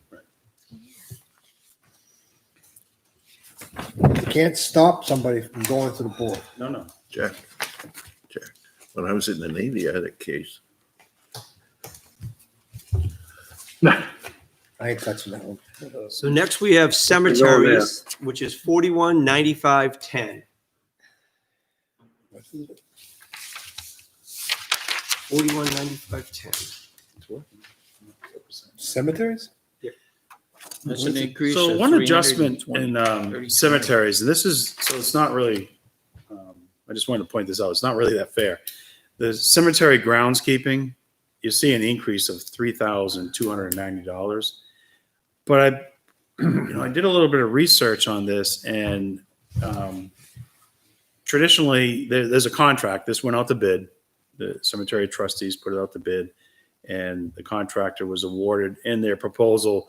They had estimated 13 cuttings per year. So, but again, you don't really know how many you're going to have. So right now it looks like we're right on par for about 14 this year. And so it wasn't just, it never was really budgeted to reflect that, the actual cuttings. And then Kevin would know about this. The contractor, when he bid on it, was never doing the spring cleanup. It was the Valley Street. the Valley Street prisoner program. So that's added a cost to spring cleanup. They only do a spring cleanup, and the bill last year was $2,500. So, with that being said, it's one, we don't have the prisoner program anymore to do the spring cleanup, and two, we never really took a look at a line item to really see what the cost was per cemetery. And so now you have the real cost. Thank you. We've, obviously, if you take a look at it, we've gone over the budget. Some of that has been through my authorization because Mr. Calawa and the trustees wanted to do some tree work. And so I authorized that last year, knowing that the bottom line of the budget was going to be good. And, but they have exceeded that line, and it's not because of the contractor or the cemetery trustees. We just haven't been budgeting it right. So. No issues there. They've always lived on next to nothing. They used to have volunteers mow the cemeteries, but us volunteers all got old. So Good job, time that Bob. we invest a little money in the cemeteries. Bob did a nice Good job for Lynch. Next, we have advertising in regional associations, 419710. So the first, under this, you have three things. Printing, that was always for the voter guide. That's showing a decrease this year of $875, and that's based on, the actual cost this year by doing it jointly with the school department. So we no longer, contracted out the HLN and then a printer. We do it together with the school, and I'm assuming we'll do it again this year with the school. So That some worked out say well. that worked out well, and it was our first time. So I'm sure there's room for improvement. We had, some people were upset with some of this stuff, but I think we'll get there this year. It was done very quickly last year. So public notices and ads. This is a line, and I probably should have made it consistent with the other boards and committees, but so when we have advertisements for ordinances, public hearings, and job notices, this was the line that I would use for the Board of Selectmen.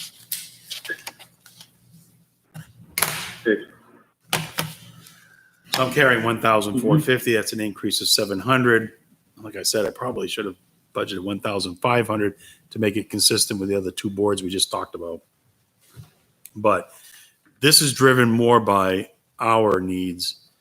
We may not, legal notices is really driven by, like we just talked about, putting out the sidewalk, bids and stuff like that. So. And then under dues and subscriptions, the New Hampshire Municipal Association, I'm just budgeting what we had. Must have been actual cost last year. That number is not known right yet, but the National Regional Planning Commission, that is an actual number. That letter just came in, and the amount for 2021 will be $6,288. Any questions? That's bottom line reduction of $4. But that's not knowing what NHMA's fee will be. Next, we have welfare vendor payments, 4445.2. And this will be, our first year where we actually will not be budgeting anything for vendor payments. Last year at town meeting, we created the expendable trust fund for this purpose. We've only expended this year to date, just around $1,000. So I'm going to continue to monitor that. As I talked to the board at our last meeting, as we get closer to December to see how the balance is in that fund, will dictate whether or not I recommend that we appropriate some additional funding to it. There's I been just don't other, know what the COVID impact will be. correct. And I think we're going to see that more towards the end of this fiscal year. So as it gets cold, we're gonna see it. Have we seen a COVID impact here? I haven't yet. Not yet, because they're not, you don't have to pay your electric bill. You don't have to do this and this, so all this is, it's on hold right now. Once that fund goes away for them, things are going to change. And I think once the heating season starts. You got it? Yeah. Okay. So, for example, one of the things I've seen, not just in Litchfield, but in other Parts of the country. communities, there's laws and regulations that will say, hey, you can't turn off electric, you can't turn off this, and, during the heating season. And what happens is you don't learn about how much a bill goes unpaid until June or July. So that's very common. Now with this COVID Even worse. Again, not being able to do the evictions and other stuff, I'm not sure what the impact will be. It may not have an impact on Litchfield. Litchfield's a very generous community. There's a lot of sources outside of the town, this area in the budget. So we'll see.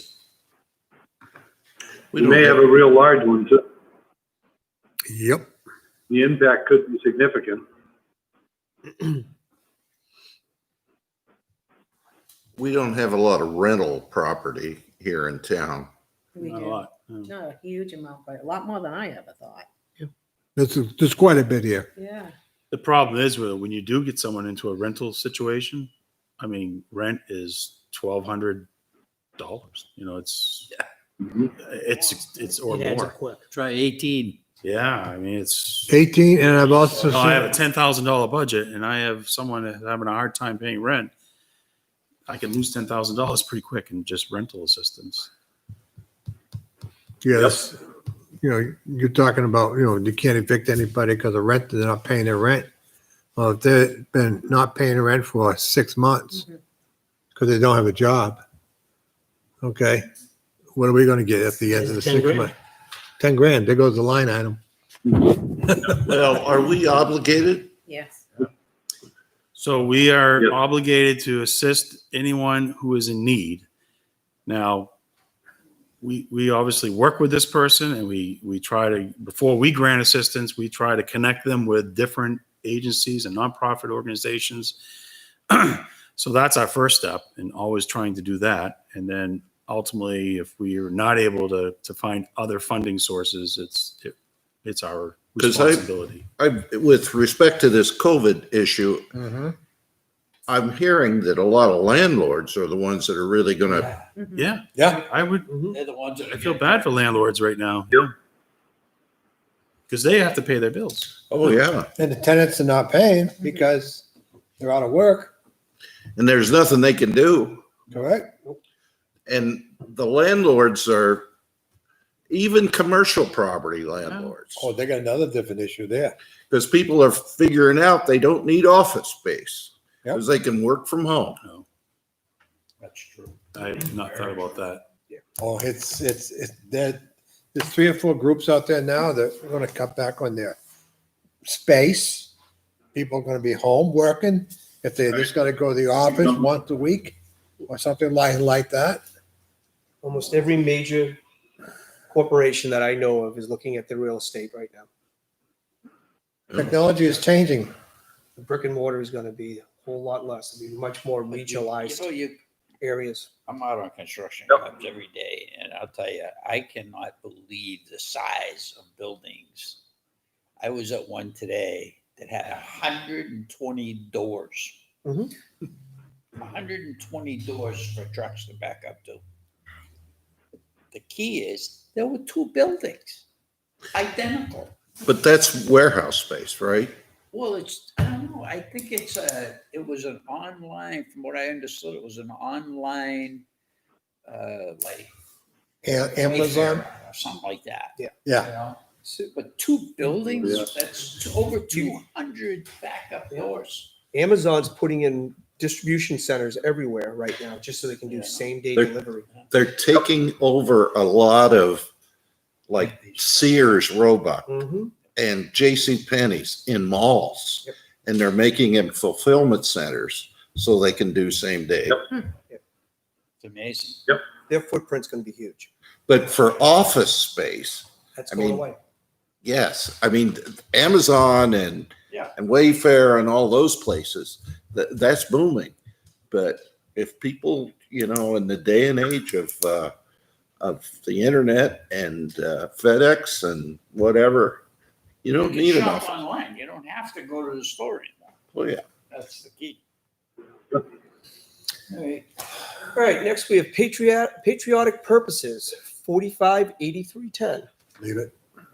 Next. $50 increase, $1,550. That's just based on 3-year average.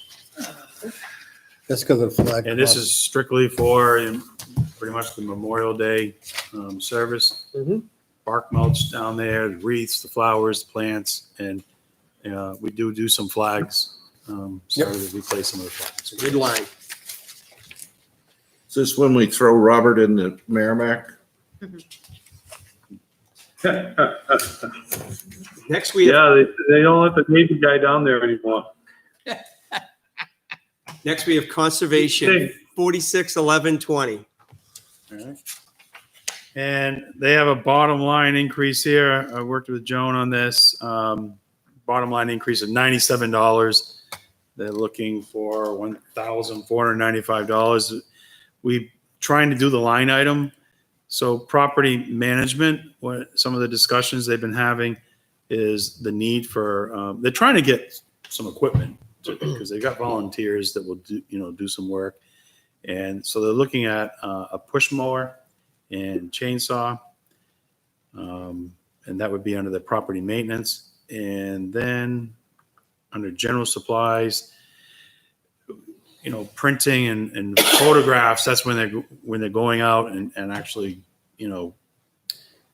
taking a photograph of the conditions of a certain, park, or getting signage that they want to go out and put, around the park. So that's $100. The bottom They're line, working on those. the bottom trails. line is $1,495. They're doing a good job on it. And they're working, They work, they're doing a great job. I mean, just the amount of time that Matt Lepore spends, It's amazing. it truly is. And, Nice to be young. Pat Jewett looking over our shoulder here. I mean, Matt Lepore is like the modern day Pat Jewett. I agree. He was at the meeting Monday. He was talking about, the other day. Conservation. He went through the trails that he's been working on, and it was unbelievable. I mean, I don't know what else he does, but when does he find time to earn a living? I mean, he has a degree. He know. works. Yeah. I mean, we're so lucky to have him, He finally got the permit from the state for the four-wheel drive, the four-wheeler. He can use that now to transport himself and whatever tools. Oh, But really? he's only got it for a few months, I think he said. Where they gave him a temporary. Yeah, they gave him a temp. I mean, that doesn't make any sense. No. Conservation guy that, I don't know, I'm not gonna. Is this Fish and Game or who? No, it's, Was it to get into the state forest? Or? You can take it, I think that's what it is. The permit is for the use of it in the In that state forest. Yeah. Because I think it says no motorized vehicles. It cracks me up because I use that state forest all the time. And recently the trail system's amazing. And the state they won't do anything. They're not maintaining trails. If anything, they close them. So now the people are out there using that land. Yeah. And, Yeah. still Probably had protected. more use this year than ever. It's One beautiful. of the trails. problems they got is vehicles being trucks and stuff like that. That's a Four-wheel drives going up in there. State, I think, in the meeting we had, they were discussing that. That the state's a little upset about that. But Lepore is right on top of it. He knows what's going on. Yeah, he needed a certificate of insurance to do it. I think it was Dread, I want to say. Yeah. So that's who oversees the state forest.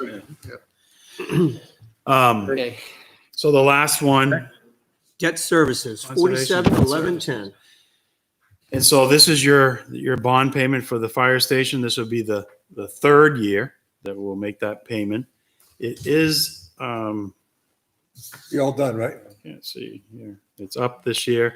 It's $263, $263,564.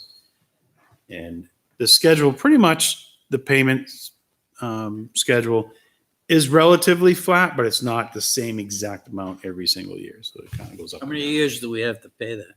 So what did we end up doing? How long is that bond for? That's what we're looking up right now. That's what I asked. 20. I got 20 years here. 20-year bond. 20 year Come bond. on. 20 payments. Year one. Now, is the, Yeah, it's 20 years. it's a 20-year bond. Oh, my God. 3.34% You get nothing built. interest. They can't do anything about it. the school, That's not gonna look good. Was it really 20? Yeah, 20-year level debt. The school, the 20, principal I was don't remember 20, but- the way the school did it, the principal was divided up equally, and then the interest actually went down every year. Right. Is that the way this works? So this one is the, I think it's kind of the same way. It looks like the interest goes down. So it starts off, the interest is higher. Yes. Each year, the interest goes way down, and the principal Stays the same. kind of stays the same. It looks like Yes. up and down, but it stays. So pretty same. the overall payment should go down because interest is going down. No, the principal goes up, no? Interest So- $174,000. So right now, just say in year 3, our payment, total payment, forget about, interest, principal, and everything, is $263,562. That's this 2021, right? And so if I go all the way down to the, 562. You sure that's 20 years? I mean, that puts it at that rate, 20 years puts it at 5.27 million. 260. Well, look at Yeah. the interest, $174,359 one year. Supposed to be 3% interest. Wow. well, Unreal. I'll double, I mean, this is the schedule I'm looking at. It's 20, Huh. 20 years. That's that year. Yeah. So anyhow, guess there's the last payment, which would be in 2038, is Will be gone. 259,000. So it stays relatively flat, but it does decrease a little bit, but not a lot. Oh, That I think we took it differs on from that differs from how the school said You it. can, Yeah, I know that considerably. this will have, I don't know the actual date, but there's a point in time when you can actually refinance the bond. Give a think But I'm about it. sure you got to be at least 8, 10 years in. Another 20 years. God, that's unbelievable. That's unbelievable. Wow, that's crazy. That's insane. Must have been on the warrant, though, no? I'm trying to find the warrant right now just to see. I think 20 years is a long time. Is Maybe that a time. warrant- Is that in that warrant? It was Article 4 in 2018. 2018. 2017, I think. Nope, 2018, and it was warrant Article 4. But it wasn't broken down in the warrant. I just have the results right now. I'm trying to get to the actual warrant. I think so. I voted no. It's so I called looked at Fire it. Station Bonds, so. I voted no. I I think it just- had the flat number. It didn't have. the- Right. I remember it. Wow.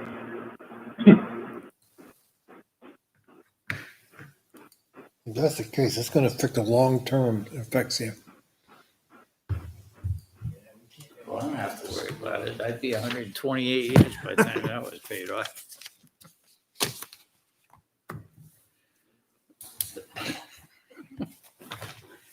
Not to worry, Richard.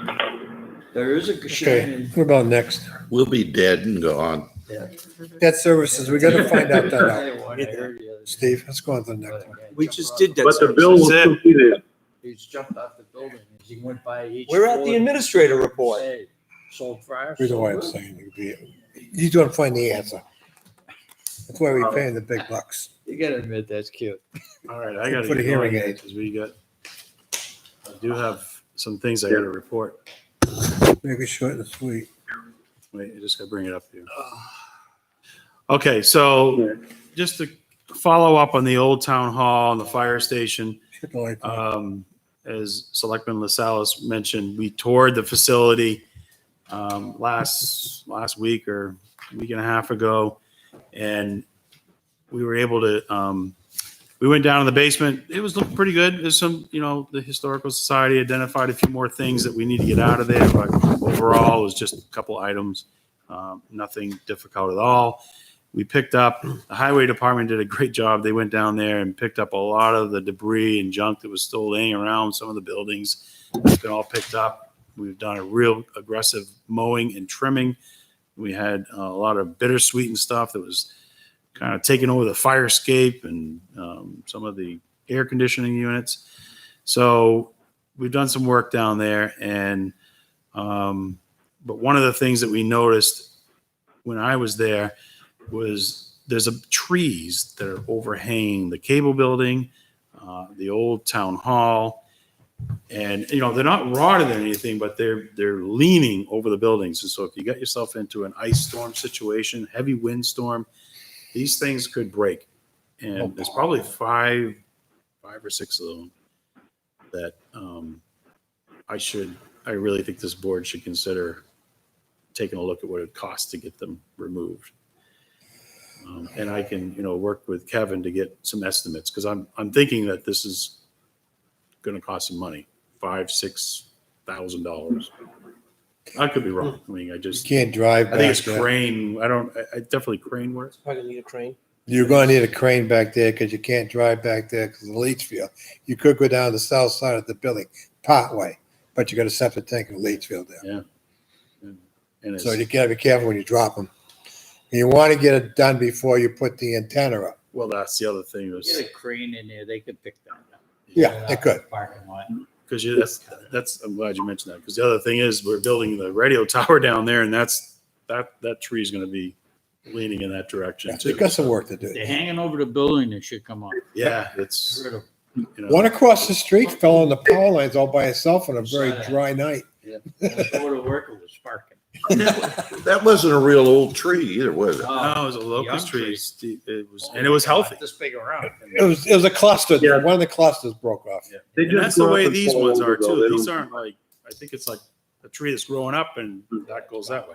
And that's what happens. They So break. Troy, why don't you investigate a cost of that? Okay. Please.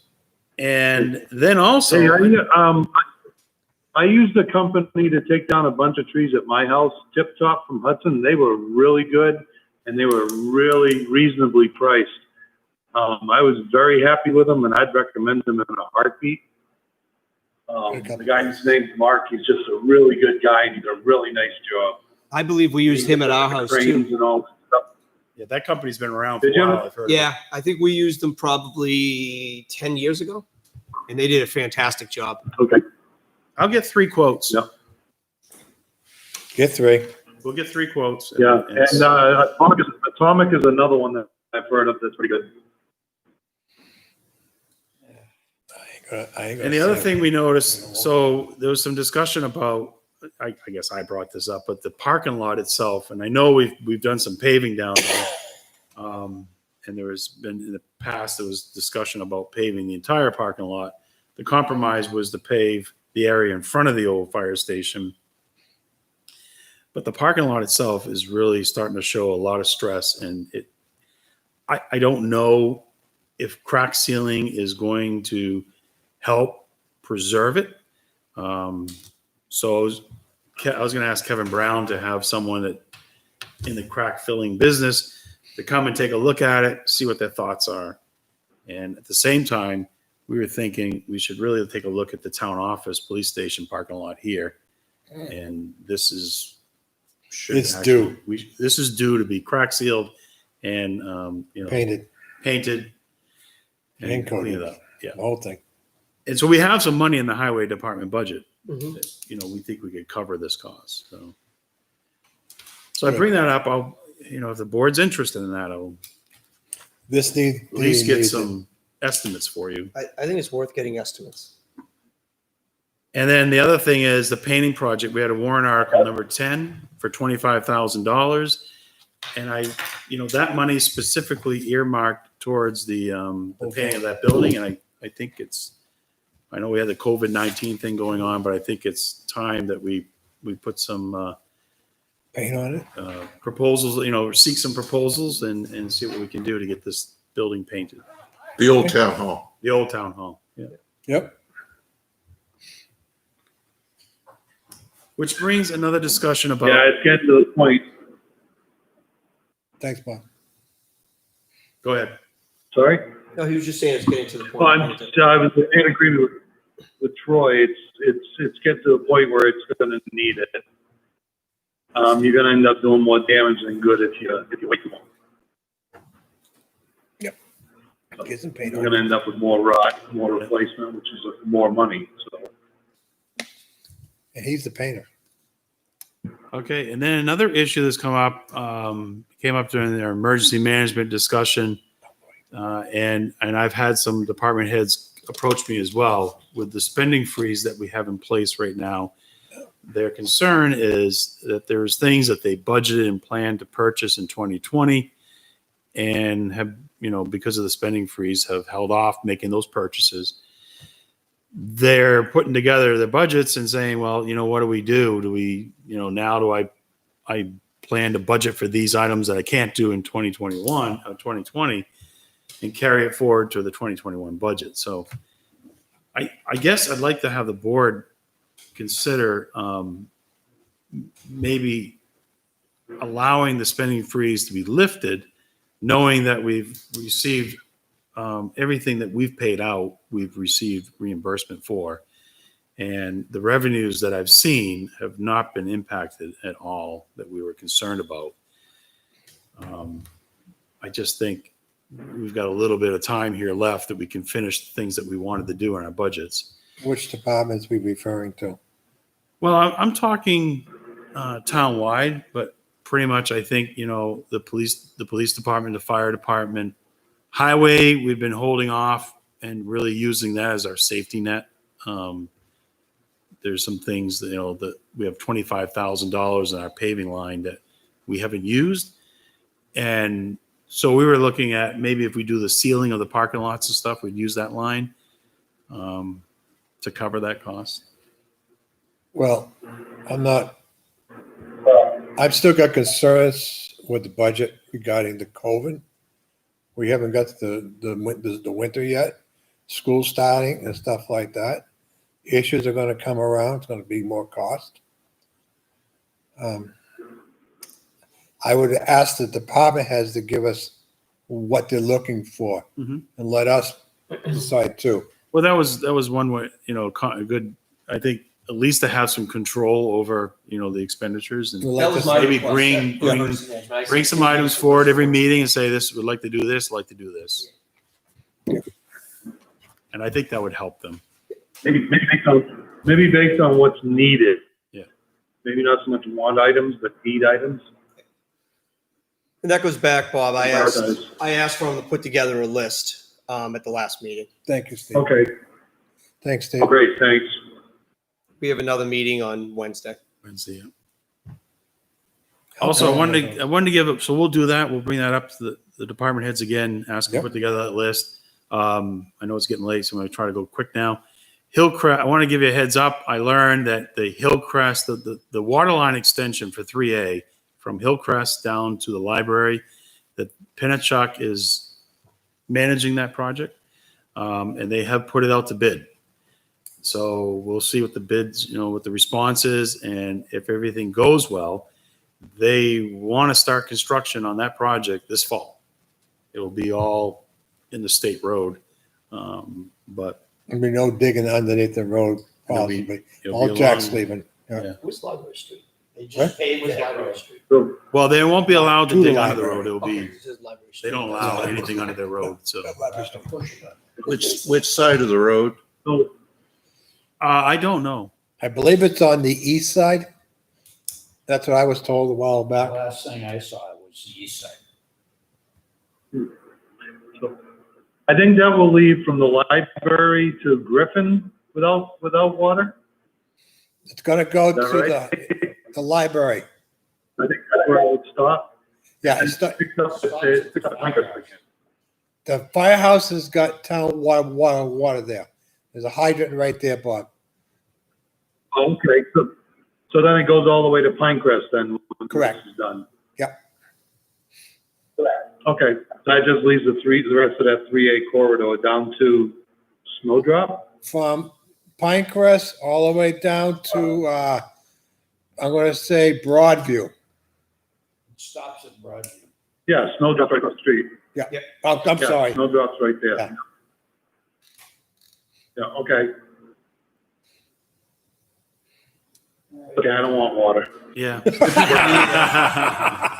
Don't come out as far as us, right, Bob? I agree. I'll stay with my 20-foot deep hand dug well that's been operating for 200 years.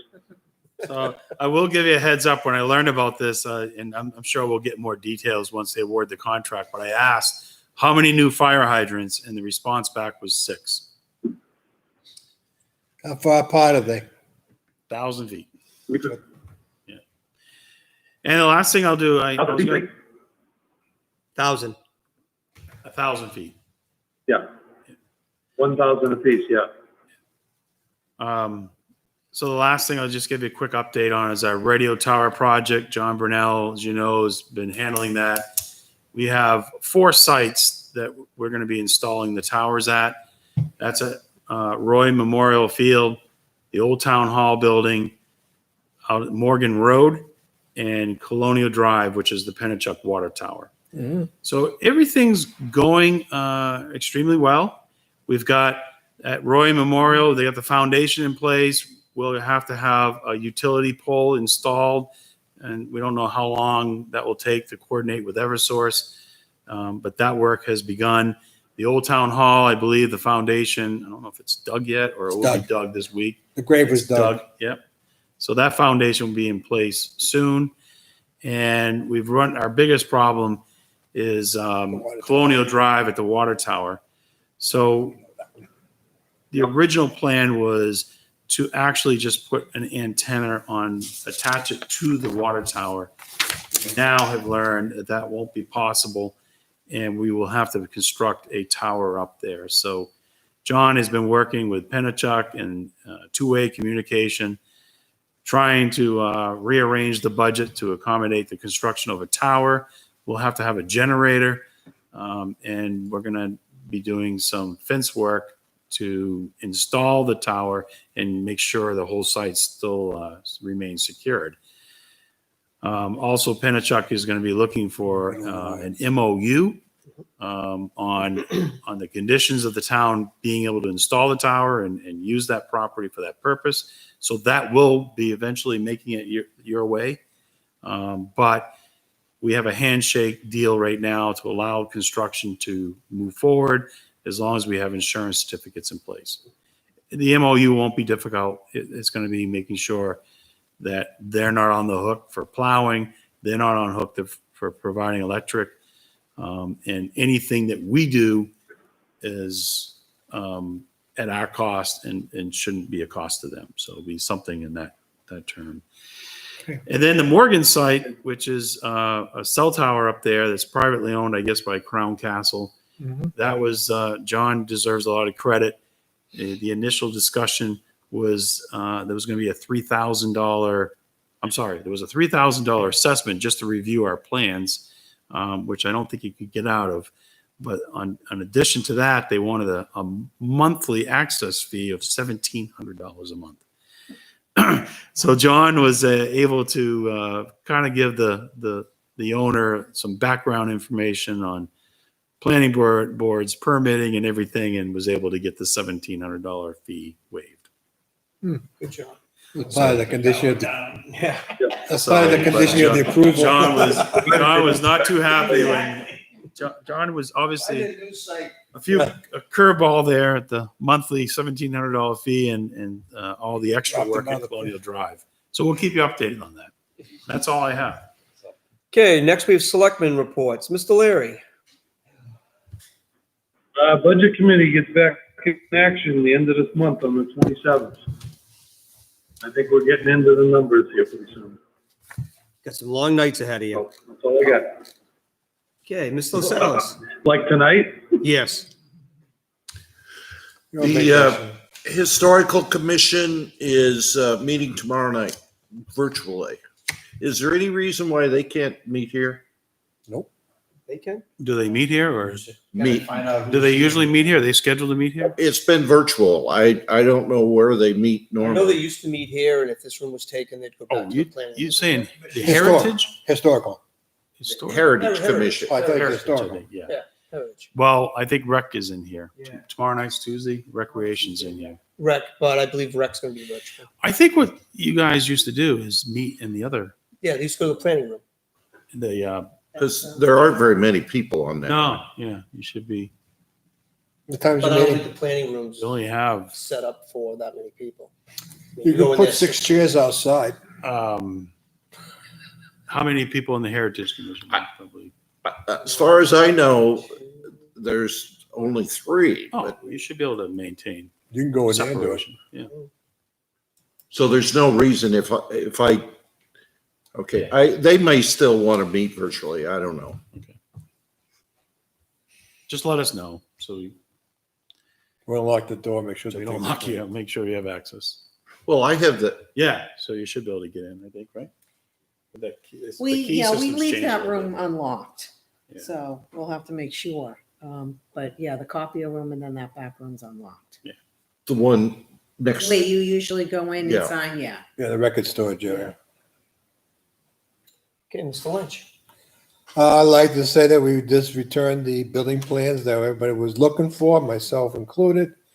Affiliated had them. They brought them back. They brought them to me and I put them back in the proper drawer.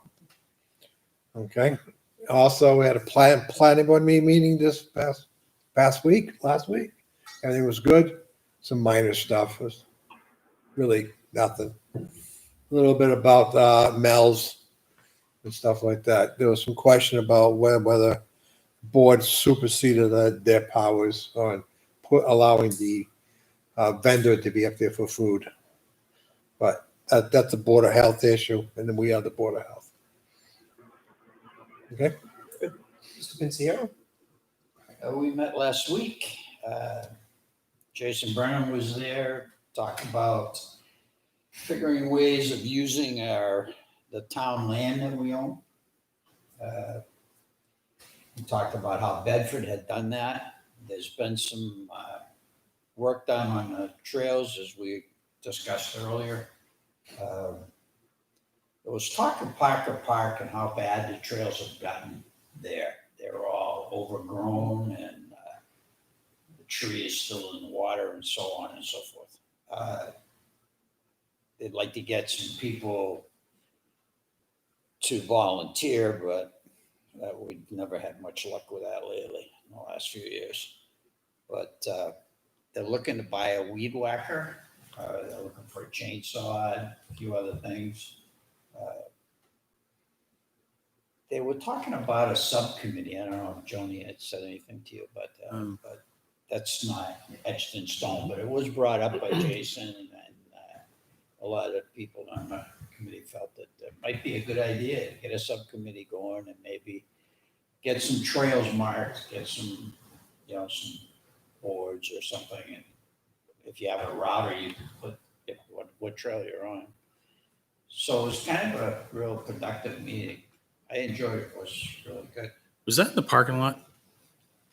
We had it in the parking lot. Yeah, Because okay. they had the school board meeting. Yeah. I drove by. I saw Yeah, we were all. you guys out in the parking lot. We're in the lawn. Shirt. Big crowd. Wear socks because of mosquitoes. You never know if I'm going to be outside, so I wear a long shirt all the time. All right, That's from it. Thank a you. recreation standpoint, we have a meeting tomorrow evening to work on the rec budget. We had no items removed. You have meetings every night. What's up? You have meetings every night this week. It feels that way. We had no items removed from consent. We had no other business. We do have one other item in a non-public session this evening under RSA 91A:3, 2A compensation. Do we have a motion to go into non-public? Make that motion to go into non-public. We have a motion by Mr. Pinciero. Do we have a second? Second. Second by Mr. Lynch. Roll call, Mr. Larry, Aye. Mr. LaSalle's, Hi. Mr. Lynch, Aye. Mr. Pinciero. Aye. I am also an aye. We are now in non-public. Thank you for tuning in, and I hope everyone stays well.